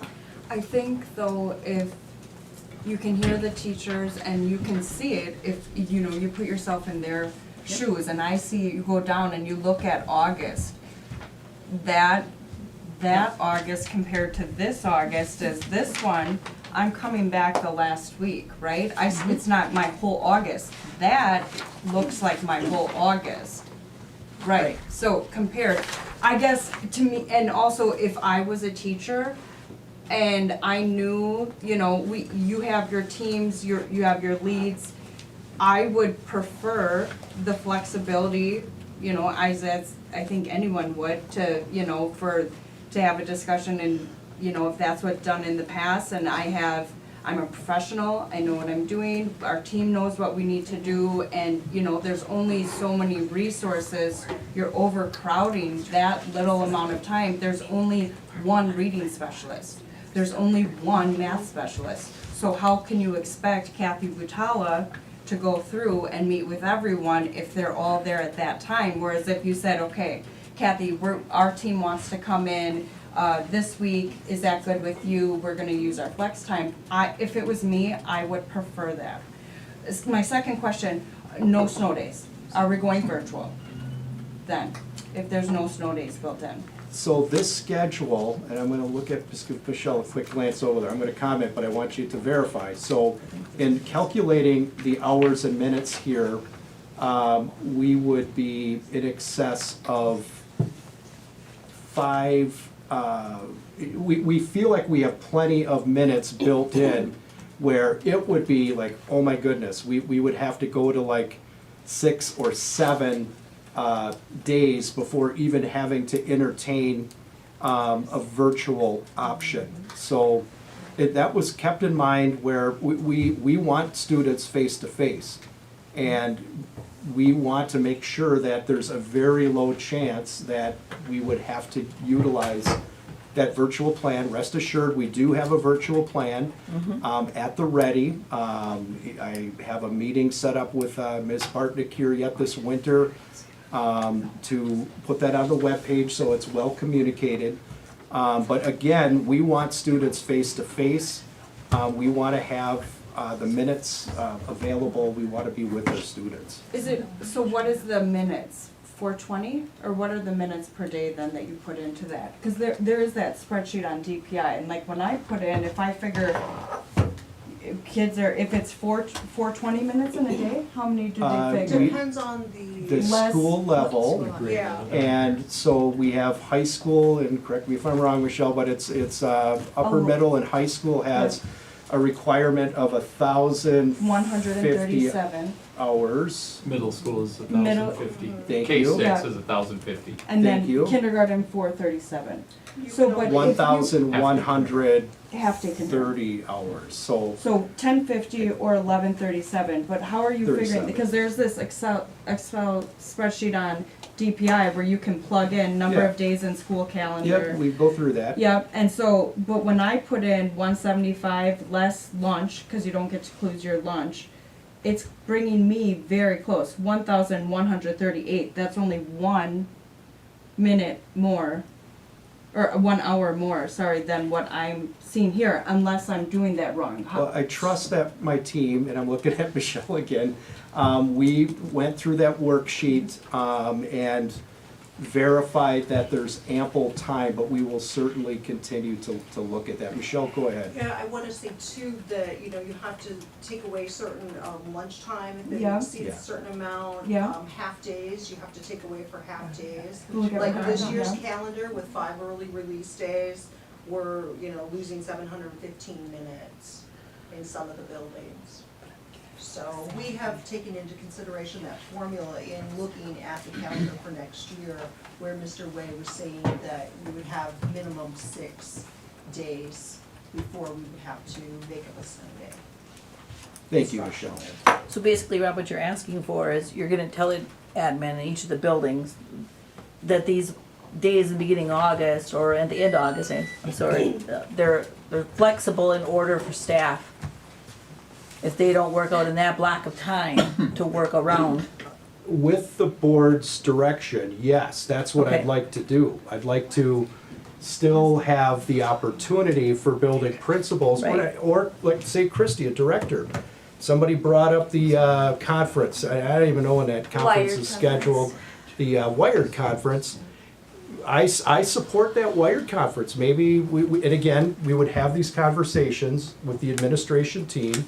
And yes, I would like the board's direction to be flexible. If people want to go to the Wired conference and it's at an earlier date, I don't even know if it is, to give the discretion, that's exactly what I'm asking. Okay. The building Okay. principals, So it's just reflecting Tom, 180 or- days. Yes. Okay, got it. Could it be worded that it's required 26th through the 29th, and then there's 5 flexible in-service days for the remainder of the month of August? Yes, I mean- that's the board's direct Right. prerogative. I'm looking at folks out there, my administrative team. I know at times that may be a challenge for Steve. I don't want to put anybody on the spot, but it could be a challenge allowing for so picture. We approved tonight. Crystal Zastrow, I don't know if is Crystal still here? She went to her kids' hockey game. Okay, I don't think Crystal will mind me using her as an example. Crystal might hear about tonight and the board goes ahead and says, okay, yeah, you can do some of your days August 2nd or whatever, we approve that. My concern is that Crystal or whomever would say, okay, I'm gonna be in my room, the board approved it, and it's like, whoa, maybe there's a project, maybe there's technology that needs to be set up. Maybe not, but that's just something to consider. I think my Right. other qualm about it is, as you all know, I have a kid who's dyslexic, and I've spoken frankly about this, about, you have all this professional development, but yet no teacher knows anything about dyslexia, even though there's 20% of kids. So 3 in every classroom, they're teaching them all day, but they don't, but yet you seem to have a speaker come in, or the same speaker come in, or something like that, and it's like, to me, if it's professional development, it ought to be well worth. Like the one I saw that you had all these different teachers, we got an email about it, or it was in something, I don't know. But like all the different teachers who maybe if I did this training and then I can teach, and I think that's would be really helpful, but sometimes I think, and in the safety meeting, even a teacher said, those days are wasted, so a lot of fluff time, so it's like, to me, if the professional development isn't going to legit be developing you professionally, I think it should be done away with. I think we should trust the teachers and the admin to have, develop their own flex time and get away with it from there. And I hate seeing a school year going to June because I have young kids. I do not like the I June. hate it. I think school, as soon as it gets, the kids are done, They're done they on Memorial are Day. done. Right? You can't tell them to go in, and frankly, a lot of families already will be planning, this day, this is a but year it's- ahead, but But if you it's have right over Memorial Day, so those days Right. in June, We've they're always- on vacation. Yeah. And I can attest Kevin. to that. The issues are, in the proposed calendar, some issues are to me. In the proposed calendar, there are 2 additional days over the Christmas break that aren't on the current year's calendar. There are 2 additional weeks on the proposed 2 additional days, that are on the proposed calendar For Thanksgiving. over Thanksgiving that weren't on the finalized one that we did for the current school year. Yep. And we lost 2 full calendar days because of Labor Day. Right. So that's why you have June 5 and push 6 on there. I understand, Okay? well, but then you also are adding those 2 in November that we didn't have this year, right, 25, 26. And that's what they wanted. Yeah, I guess that's what you want. But we had the 7. I would rather get rid of those and get out Was a earlier. survey done, there was a survey done. That was a staff survey, I still, The staff I- I bet after it the fact. it had to have been literally 51-49. It was 56-47. Okay, so pretty darn It was pretty darn I close. still believe families have never been surveyed on June, because I know Sorry. David did not last year and that. Yeah, but how are I've you had gonna people do joke that, that this though? year, what's If that? you have to have so many 56% instructional for. days, how are you gonna do that? Take a couple there? days off from Thanksgiving. We just surveyed, they didn't want that. All I said was, Amy, families haven't been, Amy, families have not been surveyed about June. Staff has. That was all I was saying. Yeah, there was no parental involvement. Okay. To Which is me, 50-50. if this is the Definitive proposal, answer. my vote will be no for the reasons I've expressed. 56-44 is 50-50 depending on who answers. It's split. Okay, It's it's up to the board. It is. Right? Right. We're not going, just like, nobody in this room, including them, and the people watching, no one's gonna get exactly what they want, right? We heard a presentation tonight at Instructional Learning that just was like, and it's not about the calendar technically, but it really kind of is. It's about how many kids are getting out of high school with the least bare minimum number of credits that they can get out of our school. Early graduates. Like, when did this happen? Over the last 6 to 20 years, 20, closer. right? Whatever the number of years is, And we're gonna come back in a couple of months and over strategic planning. We're way below the average in our state. Yes. As far as the number of credits that our kids are getting out of high school with. Yep. It is not, I heard the message, the teachers wanna have instructional time, right? I do agree that we should have pertinent, relevant, Professional. mindful Yeah. professional development. There's only, so where are the other 2 days? The other 2 days are not student driven, student contact, but compared to the most recent one, there were 4 days plus the 3 new teacher academy days compared to 5 and 4, so it's 1 extra per week, right? I'm not saying that's right or wrong or bad, I'm saying we've got 2 here, 2 here, 2 here, and 2 there. And you're a parent, you guys, many of you in the room are parents at this table, and what I haven't really heard was a response to the half days, the end of the semester breaks, those opportunities, which have been blended with end of the quarter plus in service on a following day, at least one of the times this year, right?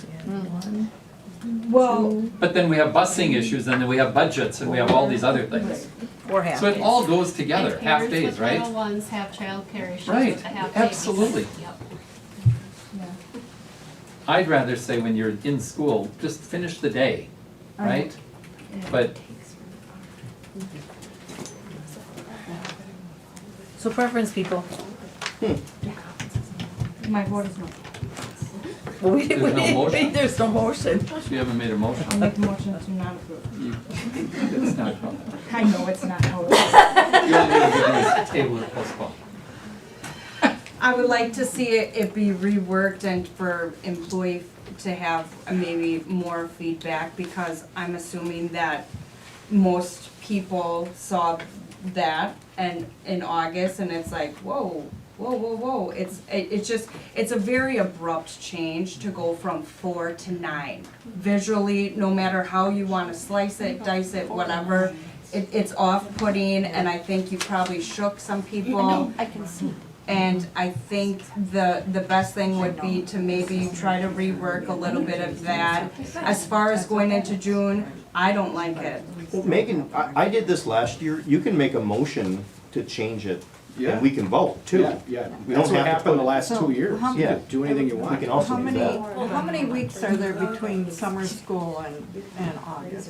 When is the last day of summer Yeah, because school? if you're coming Well, up too close, how are you gonna get anyone to teach 2, summer 3. school? And we We'd do have to make start- money on that. Summer school will be firmed up soon as far as giving those. But that exact usually dates. goes into It the usually third goes, week. it usually is in July. June. Into the June, and then the 3rd week of July, because they If start. it's the same next year, You have yes. the week of Amen. July 4th, That's true. and then you have 1, 2, 3, so that only gives any staff that is doing summer school has very few days off.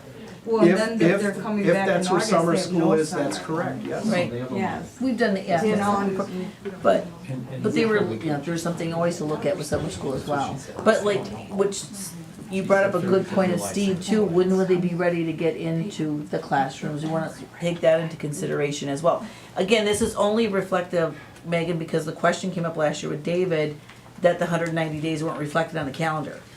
So we're trying to, I hear that, where you're so trying where are to you put gonna it add in. those days? I That's what. I would just say, sprinkle 5 little pieces on there, say, these are your 5 flex days. Right. And we can understand that your 5 flex days are decided amongst your team and your admin, but we don't have to say, maybe I'll put it this way, it's a little too micromanaging to me. If I'm a professional and I'm working already with my admin, I don't think I need a calendar to say, you have to be here at this time. But see, that's what Rob was telling you, he would give the administrative staff. Right, but to do it during August though. Right, that's what he was telling Right, you. but maybe that's not, you know what I mean? Right. It's just, it's a little too force-fed. Okay, Kevin, I get you. Could you, Go I ahead. would like Rob to clarify, for me at least, Sure. this August, I'll call it on the current calendar, it's listed as for all districts on the current year, the one we're halfway through the semester, okay? Halfway through the school year, the This one. current calendar. 4 days of all district in service and 3 days of new teacher academy, right? Yes, So on the calendar that's on the big screen, August 12th and 13th would be akin to the admin leadership retreat. yes, that's So correct. those are not part of my question at all. Okay, All right, so I'd like to get some clarity around Sure. the 3 and the 4 on the current calendar, and what I see on the screen as a total of 9. sure. Seven versus So, 7 versus 9, but, let's start with similarities. okay, So if you look at this year's calendar, there's 4 in-service days. yes. And if you look at next year's calendar, there's 4 in-service days. On the screen, the 26th through the 29th? Correct. Okay, And thank so you. the difference between this year's calendar and the proposed next year calendar is that the other contractual days are identified as the 19th through the 23rd. That's the difference. Which, and it says under the August calendar on the screen, Yes, it sir. literally says the teacher academy, new teacher academy, Correct? and then in service. And what I'm trying to get clarity around is the overlap of that, which I think was maybe one of the questions too. Sure. So in this year's calendar, The one we're in. correct, Yes. this past August, new teachers said, we're just basically told, report to school these days. And they Okay. weren't, they weren't And paid so- for it, you said? Did you say they were? They were not No, contractual? they're not, those were not contractual days. Yeah, And they so- are. Well, if anybody understands anything differently, but basically, the new teacher academy would happen next year, the same week that all the teachers would be here. So it would be, instead of like this past August, only new teachers were here the 22nd, 23rd, and 24th. Where next year, everyone would be here during that new teacher in service. That's the difference. And another difference is that the new teacher academy would be shortened a day. Some of the feedback that we got was it's just too long. Okay. Let's have valuable time and have it be 2 days. Diane? Yes. If Michelle knows, if you're willing to entertain, if she knows, could we get clarity around whether those are were contractual days this current school year? Be Michelle back there, Michelle? Yes. Yes. States somewhere, I don't know where, Steph may know, that new teachers work 3 additional days their first year for new teacher orientation. Okay. I Okay, so don't know then if we're that's in the contractual. contract or where that's written. Okay, so it was part of their contract, if you will. Okay. I misspoke, so that's the. Not a that's problem, the I right didn't answer. know, I certainly don't know. Yeah. That's why I asked for clarity. Yes. Rob, Thank you. Yeah. okay, I'm not sure how the teachers would feel, but there's 2 days, the 25th and the 26th of November. And taking 2 days off of August, could they do the 25th and 26th of November? That could be something the board decides to do. Yeah, absolutely, you could 2 change days would those. come off of August You and. could have the teachers report So those 2 days, you could correct? either give them a long weekend or, or something in August. And Yes. then they could, if they would be willing to come the 25th and 26th, there's no students in school. And if they would be willing to put in those 2 days, could Sure. that be a? The board could approve that. Conferences? Huh? Moving parent-teacher conferences, looking at that week? So, whatever, I mean, I don't know how that all works, but But if yes, that could yes, be a you could. contractual. Absolutely, you could, the board I could guess do that. anything's on the table. Yeah, it's, Right. this is discussion. So Diane and I were on the board a long time ago, be longer than Diane, Yes. when there was this big battle with the union, remember this, Dan? over the Wednesday before Thanksgiving, right? I don't remember that. You weren't, okay, it was before you were here. But it was a negotiated thing, and I literally remember sitting in this room saying, wait, what? Because we were told that everybody in the workforce is off the day before Thanksgiving, so therefore the staff of the district should be off the day before Thanksgiving. And I said, I had never in my entire life heard of the day before Thanksgiving off. And now we're at a whole week off. Why?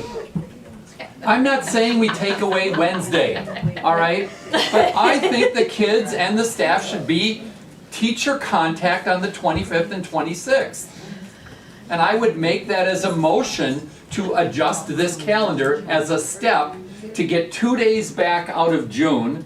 Then we can go to the next step, potentially, about anybody else who has a motion, but I don't understand why I don't get it. So, but the board can say, forget it, Kevin, and I need a second for that matter. That's the calendar we have this year. Is that a motion? It's a motion. I agree to take those two off. And take them. Is that a second? To take, to Taking get. that as a second. Yes, to get days off of June. I do want those Well, days that's off the start of June. this conversation. Here we go. Now you I'm gotta find beating around the two more. bush for I know, half an hour. Find two So more. now Find one more, right? Because Two we- more. But that's one, there's a motion and a Two more. second. There's 4 days in June. Did you make that as a 4 days. motion? I did, and she seconded it. Yep. Okay. To Amy, take did those two off. you catch that, Amy? Put the 25th and 26th of November and take 2 days off of June. Yes. Get 2 days off of June. January 20th, question for you, was that one of those joint in-service? No. Okay. So Diane, did we vote on this and then Nope. once it's Nope. voted in? Nope. moving This on? is just a motion right now And discussion. and Okay, discussion. so let's vote on the motion and then we'll keep moving on with other days if they wanna discuss that, correct? I'm okay with that, but that's up to you. Well, you already made the motion to take those two, so we're not making, you I can't did, change but the anymore. motion could be amended. But Right. then that wouldn't take off any days in August, though. No, that would to me, only that fit isn't the a day. student contact conversation. Okay. I heard what you said, Split but it you up. didn't make a motion about that, so I stepped in and made a I motion did. about student contact days. I didn't know I could. Madam Right, President? so the Yes. motion is on the table, why don't we vote? That's not gonna end the conversation calling the though, right? question, I think. Yes. We're gonna I'm keep calling going the then, right? question, She's yes. calling the question, I just Okay. heard that. Okay, Yes, they just called the question. all right. So we have a motion to remove November 25th and 26th and then take off the 2 days in June. June 5th and 4th. Right, 4th and 5th. Okay, No, June 5th and 6th. The 6th is, Six is six is moved a to yes. 3rd and 4th. It shortens the end of the school year by 2 days. The last day of school right now is June 5th, so we would be eliminating. No, yeah, yep. Yes, we'd be eliminating June 5th 4th and 5th. 4th and 5th. So far, with this motion. So far. Yes. So far, far. yes, I'm calling the question and we'll move Okay. on after we take the vote. Okay, so that is the motion. Any questions on the motion? Okay, if not, all those in favor? Aye. Aye. Opposed? Aye. You're the only no vote? Okay, the motion will pass. Thank you. You're welcome, Kelly.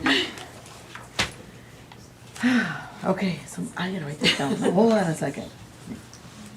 So removing I don't know what other days you get, just. I don't so know, you I know, I know. There's no other days. Can we? and You 26 can't change spring break, I know. and you can't change days Christmas in June. and New Year's, so. I know. Okay. You're Are not we gonna good? have We're them moving come on forward. the 23rd of. So Rob, then December. you will work with the admin for the days, but then also taking Steve into consideration with the buildings.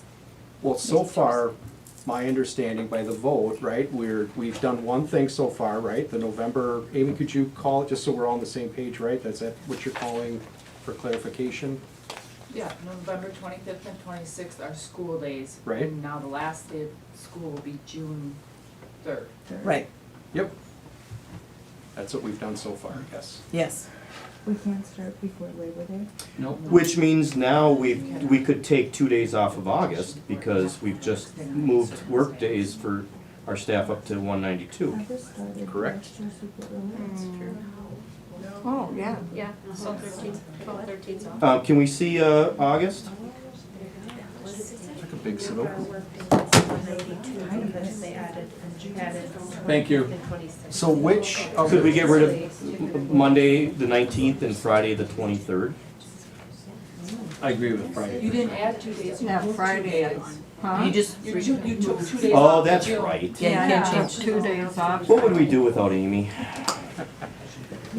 She's that little message. Yeah. Let's try not. Except when you were saying it, I was like, wait, okay. Anything else? Are we done? Are we moving on? Well, wait, now, could the 4th and 5th be, I mean, 4th and 5th of what? of June then be, can you do, so what is the 6th called? That's June 6th, what That is was in that? service. Teacher Wrap up. work Half day. day. It says underneath the Okay. month. But then you're pushing again to summer school. Yeah, no, exactly, so are we gonna move that teacher half day Well, up the into 6th the would 4th? then move to the 4th. Right? Yeah. Right, but Yes. summer school started at 10. Right, and then. Or the 9th. If it's like it was last year. No, it was Monday through Thursday. Oh, Monday. If it's the same. If it's the same. Done. Right, if it's the same. It doesn't have to be the same. No, but it's. if Well, they because do of the 4th of 3 July, they almost weeks, have, 3 weeks it has to in be, July, it has to be. because of the I 4th. totally get it. So the question there then would be, I mean, I don't know where else we can pull days back, right? But unless, can you separate by schools? So does it have to be the whole same school? Because the kids at the elementary school do not need the same amount of time that the kids at the high school But then do. you have then you have Yeah. teachers with students, staff, and you have Right. students at home, and you have parents having to split their calendars with daycare. Well, high school kids don't. The unanimity of a common calendar has always been beneficial. I understand that, or like, what if, okay, WASA did like a day off this week or something for teachers to catch up. How did that work? Right, I see someone post on Facebook, today is our at-home learning day. They So the might have- teachers, They might have virtual days there. every do. Wednesday. They do, yeah. They might. So what, the point then is that have those are virtual days, I professional days for the, is that where they're putting their PD in then? Or how does that work? I don't know. You know, you get, or the first Friday of the month, you don't have kids come to school, It's, the and board that's your could, PD? the board could do more non-student contact days. It would it would change the number of student contact days. So Which if is you're- what you did not, because they wanted to Yeah, begin the with. teacher We- said they wanted more. I Right. guess we also, you and I are very adamant about June. Absolutely. We heard, hopefully the calculations were done right on the administration side, that we have 5 or 6 days. We also could just take away the 2nd and 3rd Yes. of June. And But you're eliminating. from what I'm seeing, we don't get snow anymore anyway, so. You're eliminating You're two teacher eliminating days. classroom Two staff instruction days. to stay. Well, yeah, You- that's the 190, that's, I Yes. keep trying to wrap my head around it, yeah. I forget about that. Could you guys look at the end of, excuse me, could you guys look at the end of December? You see how many days you have off there? I know, What it's if you not- just even took off Monday the 23rd and added that on? That gives you one less Scrooge. day in July. Hey, I would take it. I'm guessing we'd have about 30% of students here that day? Yeah. No, Yeah, they they would would take, take they were taking, if they make it a teacher in service day is what I think Kelly is saying. And they wouldn't Oh, go anyway. But I don't know how that would work. No, Yeah. no, yeah. Otherwise, But I think, Rob, if he's gonna work with the administrative staff, I guess, I don't know how we can work. I'd like to that give treat our teachers like I would be treated, that I've got my days, you work with your HR department, you work with your administrator, it's all documented, and give them that flexibility. I just would like to Make the see motion, that. I second. I don't know how to do that, So- but What if, what is there, 11 or 12, you got 11 or 12?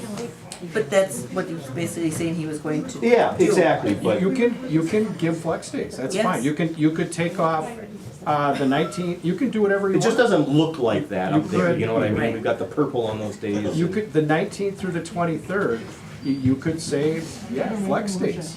You can do what you want. Like- Peter, I'll make that motion. I'll make that motion to go back to flex days. Really? Well, take the 5 and let them do Okay. flex and give them autonomy to decide with their admin.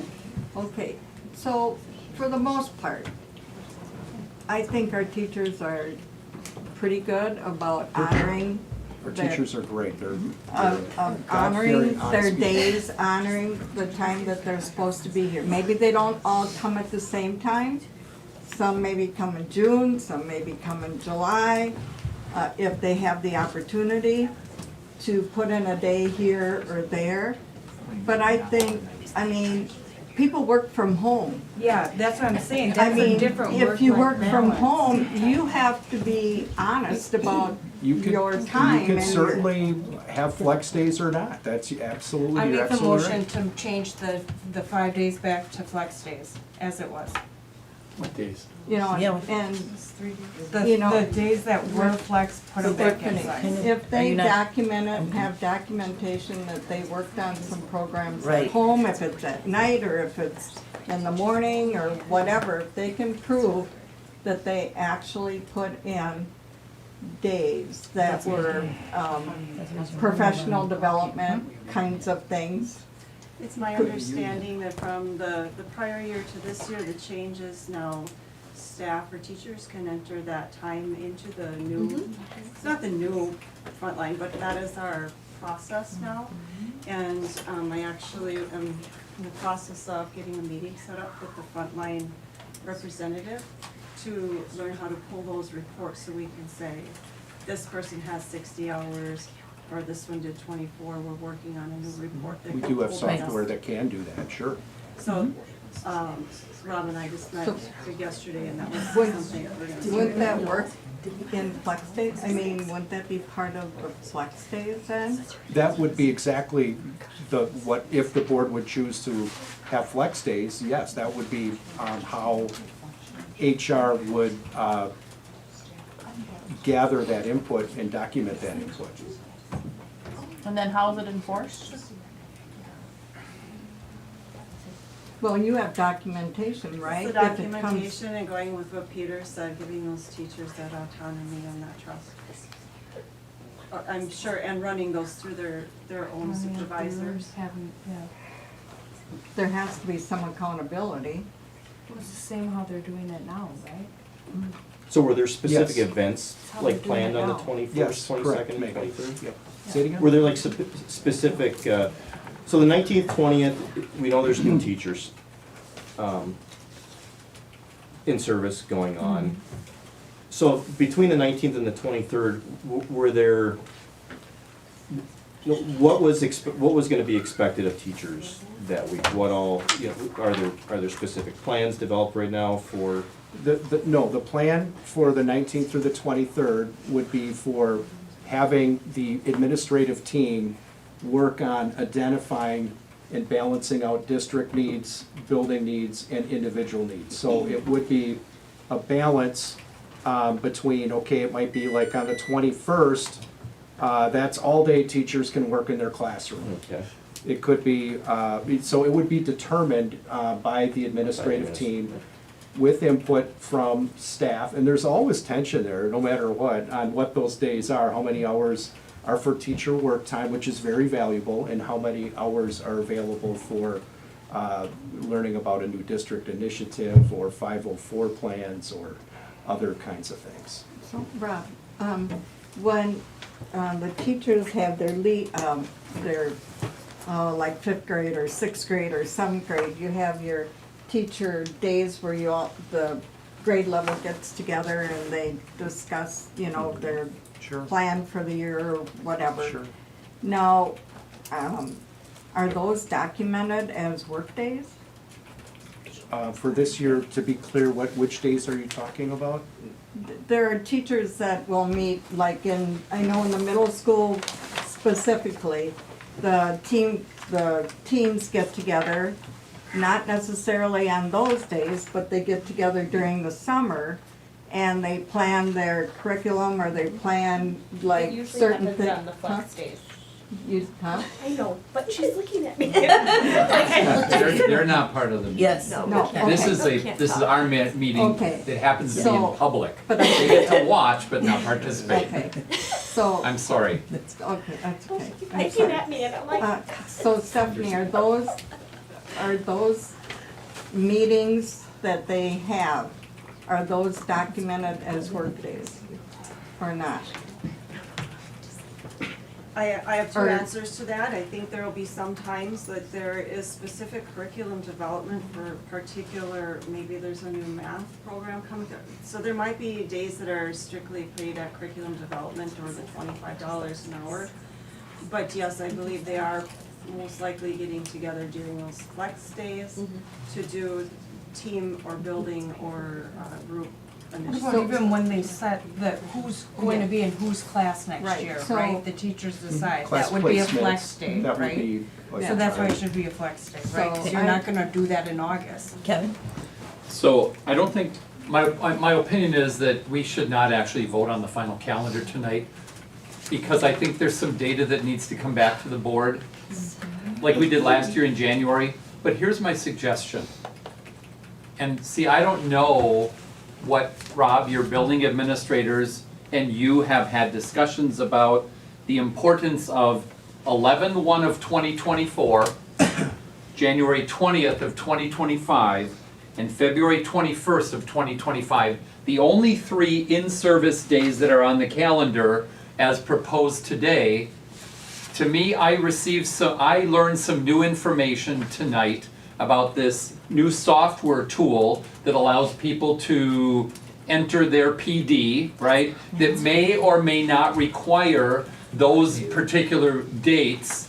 But if we removed 2 of those as in-service days and made them as student contact days, 2 of those 3, we could get the calendar out of June. And then we have to deal with, do the students who are seniors, who are going to graduate according to this calendar on May 30th, are they in school the whole day on graduation day? I don't even know how that works, it's been so many years. But then the rest of the kids could be in school all day on the 30th of May, that week after Memorial Day, and they wouldn't be in school on June, which also solves your summer school question or concern, Right. right? So we only need 2 extra days to get out of June. There are 3 in-services on the calendar. I'm not even dealing with that whole August thing, right? I get it, I heard this tool that people can sign that they did this. To me, that's fine. If that's a tool that you're, as the HR person, I love that, right? But now we solve the parent and the student issue of not being engaged in June, potentially. So I would make a motion, my motion is that 2 of the 3 in-service days as presented be made student contact days. Same. The January, February in-service days, make them student contact days. Repeat that again? I mean, I'm just clarifying what I think you said. I said, so there's a November 1st, a January, I'm just looking at the calendar. Yep, I got it. November 1, January 20th, and February 21st. I don't really care which 2 of the 3. I figure that's where you guys are the professionals, you and your team and the teaching staff and the union, you guys can all figure that stuff out. Yep. But I'm hearing how important it is to get out of June, including for Sunday school and for the fact that kids aren't engaged anyway. Sunday school. I'm Summer sorry, school. summer school. Staff in summer school, Sorry. especially. It's okay. Yeah. Thank you for the clarification.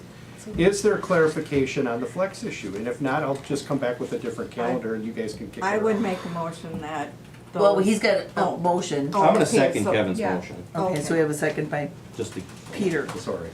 I mean, you could amend to add to his, if he's bringing this back, to look at what that would look like. The flex, Yes, okay, Yes. I will do that. if he will accept.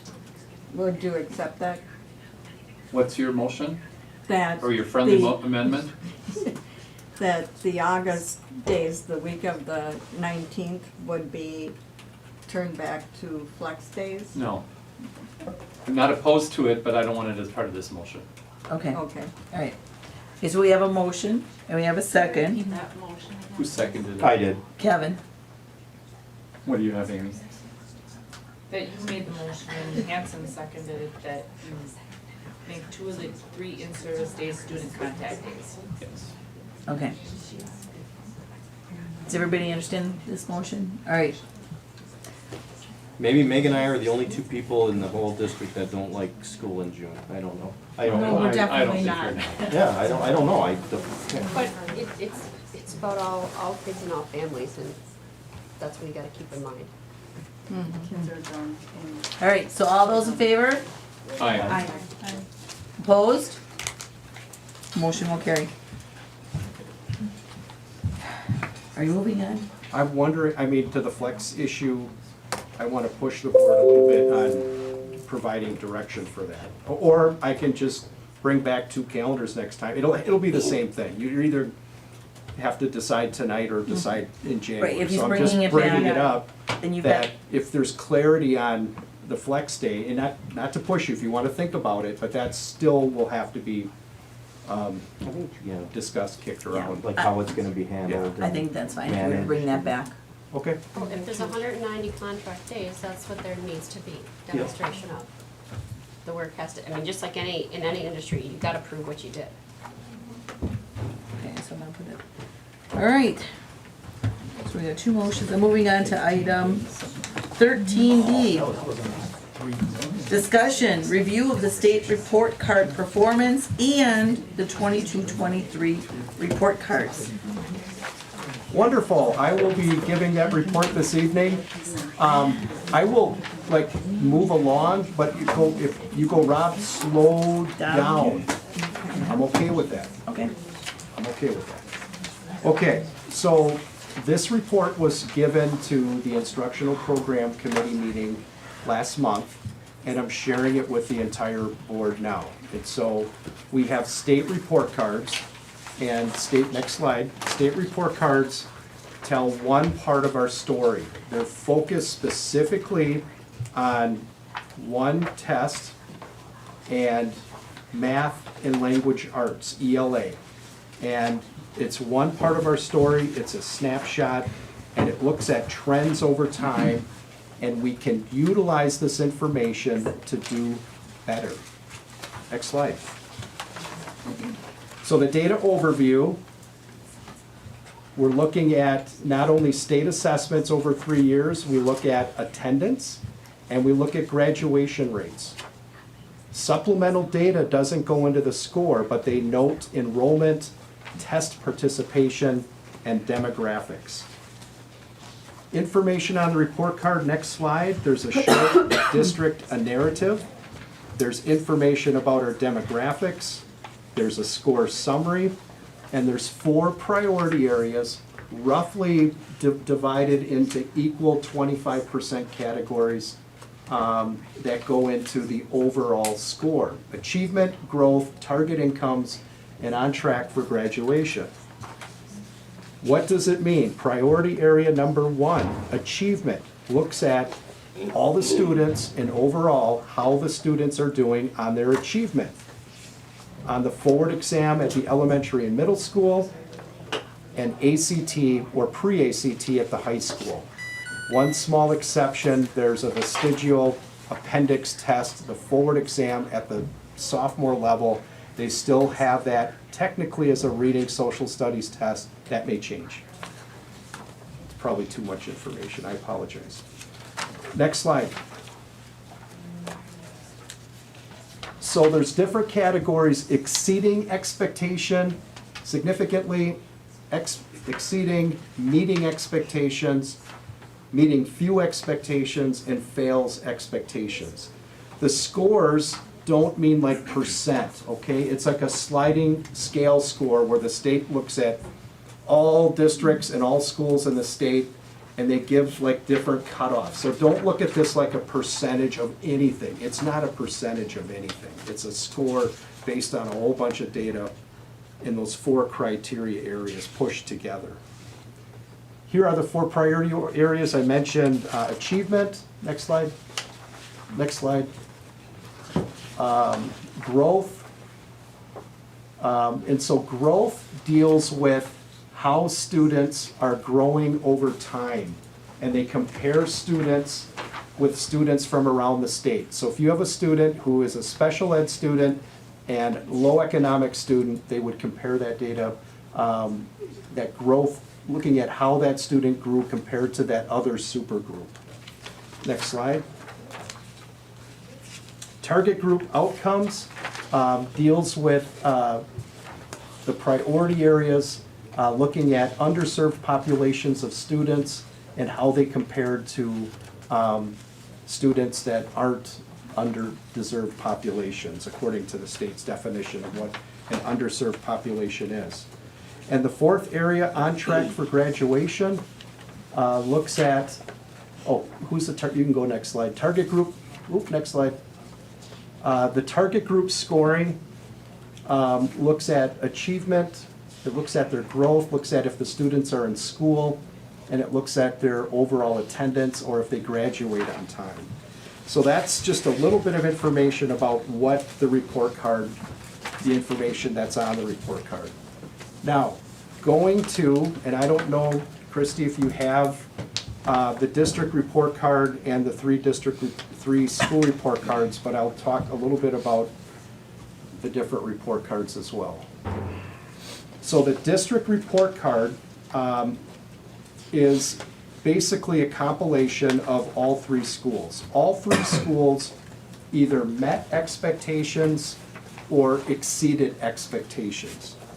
So looking at a compilation of all three schools, we met expectations as a district.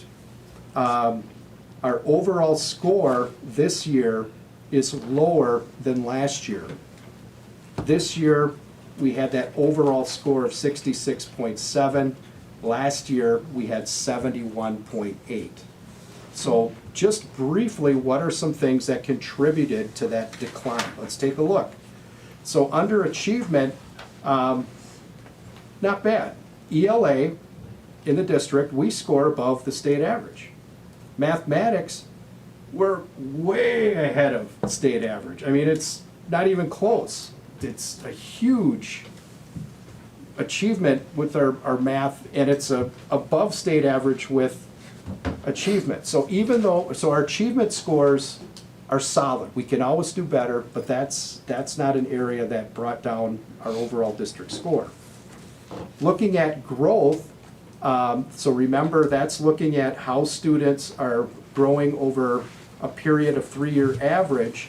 In ELA, that was below state average, and mathematics, the growth was below state average. Some may argue that this is an unfair state assessment in that regards because schools that already have high achievement kind of penalizes them. There's not as much room for growth. My good friend and colleague Brent Jelinski, Donna mentioned they were one of 2 schools in our CISA region, North Lakeland Elementary. Their achievements off the charts, but yet their report card score went down. So Brent was talking to whoever was there for, anyway, some of the state representatives and national representatives going, I don't know about that. But anyway, just so you know, that's an area that we can do better in, that growth. The target group outcome, you can see that chronic absenteeism contributed to that. We have students that can do better with their attendance, so we need to figure out ways to get students here more of the time. On track to graduation, again, chronic absenteeism, that's above the state average, we need to do better. 3rd grade ELA scores, much above state average, not a problem in there. 8th grade mathematical scores, way above state average. So that's a brief overview of the district report card. Let's take a look at the elementary report card. The elementary report card exceeded expectations, 74.3. That is a decline from last year. Last year, it was 76.1, a little bit of a decline. Let's look at some of the issue, or not the issues, but let's look at the data. Achievement, go ahead. who's ever, I think if it's Christie's running that, she's trying to match up with you, and I know when I looked at it on the website, I was like, where is the You gotta look at the top left elementary corner. school? Yeah, right. What's that? Right here. Top left corner, it'll say. Oh, there we There's go. elementary. Thank you. Sorry, Rob, I just. No, thank you for the clarification. trying to follow. No, it's all good. So achievement, you can slide, there you go. So achievement, we are above state average for third graders, remember it's third grade. In ELA, way above state average in math, in achievement, overall achievement. I mean, holy smokes, almost 20 points. It's incredible.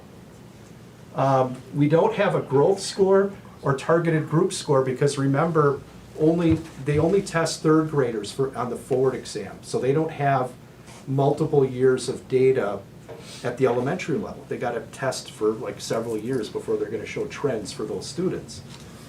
Chronic absenteeism at the elementary, yeah, it's above state average. We gotta get those kids to school. Gotta be here. What's defined? Go ahead. Well, was it defined with chronic absence? Yes, Tom, help me out here. Yeah, chronic absenteeism is 15? any absences beyond all or part of 10 The school 10, days. Thank you, thank you, Tom, appreciate that. So, a little bit above state average there. Attendance, ELA, above state average. Obviously, there's no 8th grade students there for math score, okay? So, looking at achievement means more at the elementary school, and that may be why, there's not a growth score there, so. Thank you, Christy. Let's go to the middle school, so there's 10 pages you gotta page through, Christy. There's 7, 8, 9, and one more. I think, nope, we got it, thank you. So, middle school, a score of 64.6, which meets expectations. That's a decline from last year. Last year's score was 71.8. So that had, that's a drop. So why is that? Let's take a look. Priority area achievement, ELA, at the state average, 59.7. Mathematics, way above state average. Holy smokes. Here's the state, 52. Here's our middle school math, 73. Really hitting it out of the park, overall achievement.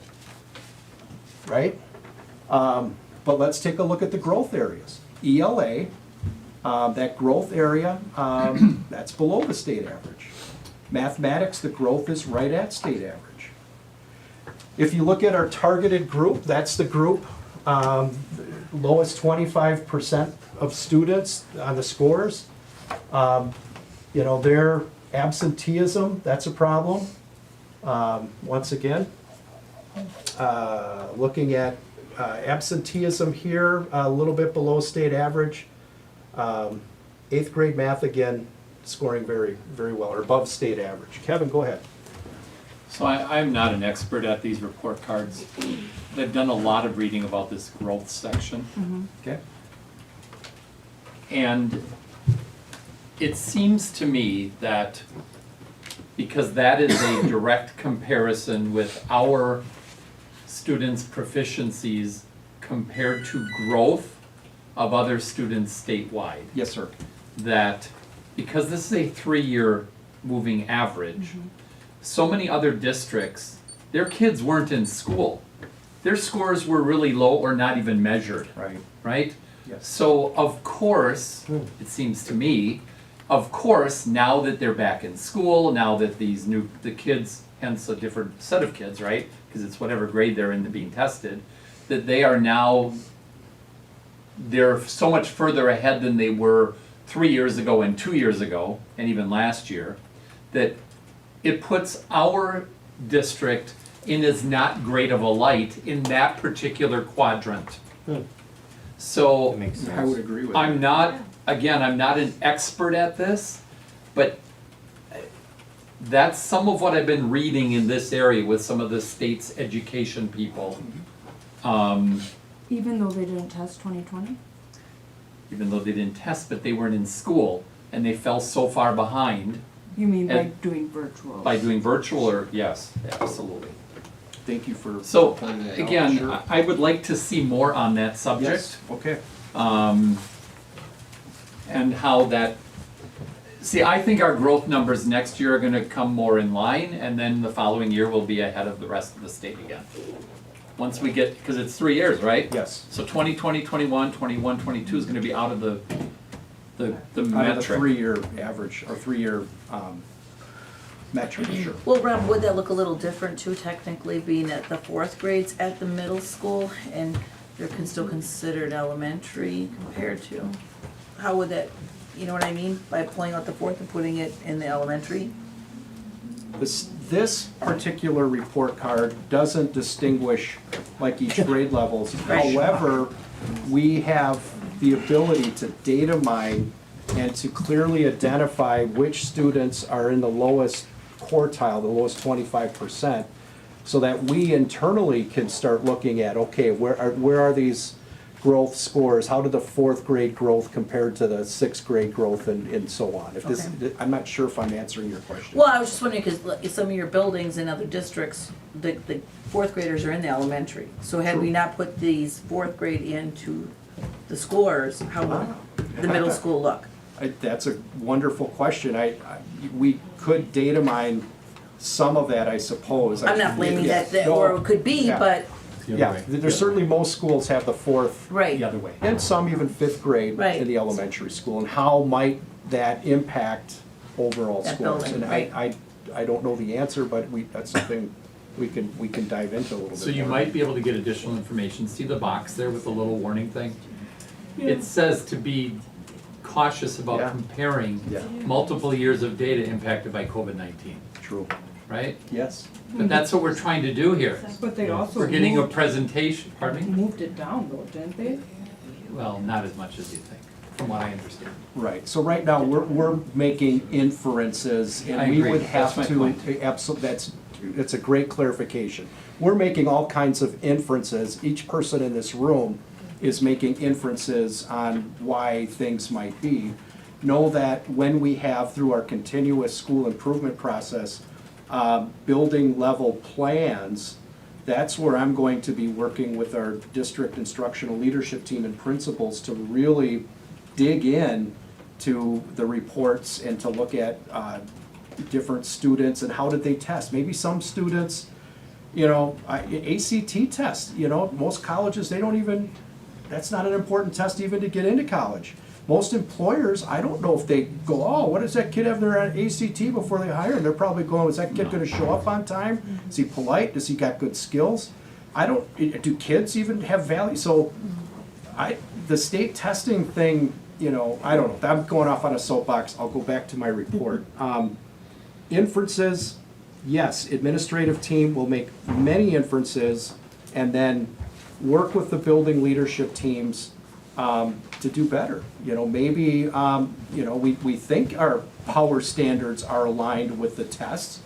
We need to really dig in there. Maybe there's kids that, you know, maybe there's 7 questions on that test and they're not even being taught that, you know. So those are the kinds of things we look at. We look at our curriculum materials. We're going through an ELA curriculum process right now. Is there a correlation? And again, I'm just making inferences here. So we're gonna go through that process to figure out what's going on. And how do we improve absenteeism? Yes, absenteeism is a key part of the story. It's a national problem. Yeah. Yeah, look, right. Because I'm surprised our numbers are so bad. I mean, Yeah. in essence, across the country, I think I've said this in a meeting. Yeah. Real quickly, high school, in essence, the same score as last year. High school had a score of 69.4. Last year was 69.5. Above average in ELA, way above average in math. Once again, growth and attendance brought down the overall scores. Got it. Sorry, I probably talked too much. No, it's okay. Any questions? I do have a question. When I went through, it's not as striking when you just look at this year versus last year, but when you really look, like I looked on just my time on the board and looked it up, 73.6, 71.8, 66.7. Worst one, middle school, 75.5, 71.8, 64.6. 2 years went down 10, almost 10, over 10, right? Yes. To me, that's, puts it in, you know, just take a step back and look at the big picture. That's not okay. So I don't know what needs to change, but as a parent, as a taxpayer, and as a board member, that is unacceptable. And you can look at other schools, because I thought, well, maybe it's all of them. Could we say it's COVID, right? Maybe it's all of them, and it's not. There's plenty of schools that are going up, up, up, not down, down, down. Plenty of schools that were virtual and still going up, up, up. Plenty of schools that were in person, still going up, but ours are, and I don't know what needs to change, but something does.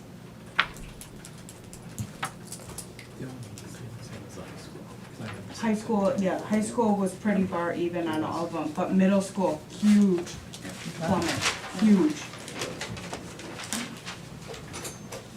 Food for thought. Well, and maybe, Rob, coming back, you can do like some of those deeper dives to see in the building. So again, with the fourth grade, by grade level, especially if we're talking the middle school, looking at that, pulling it out more.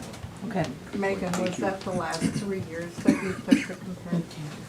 All right, other reports. Kelly, are you still with us?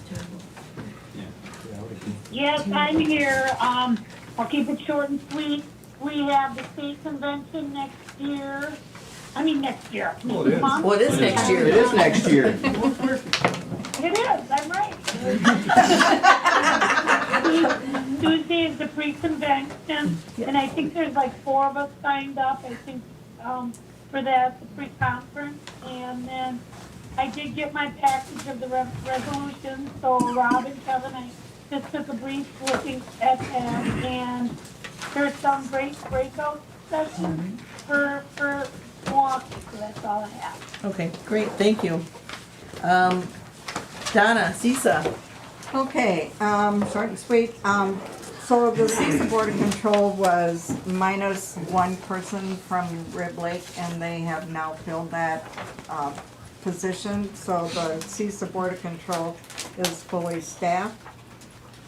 They had many celebrations of excellences, none from our area, but they, they do recognize the different teachers that,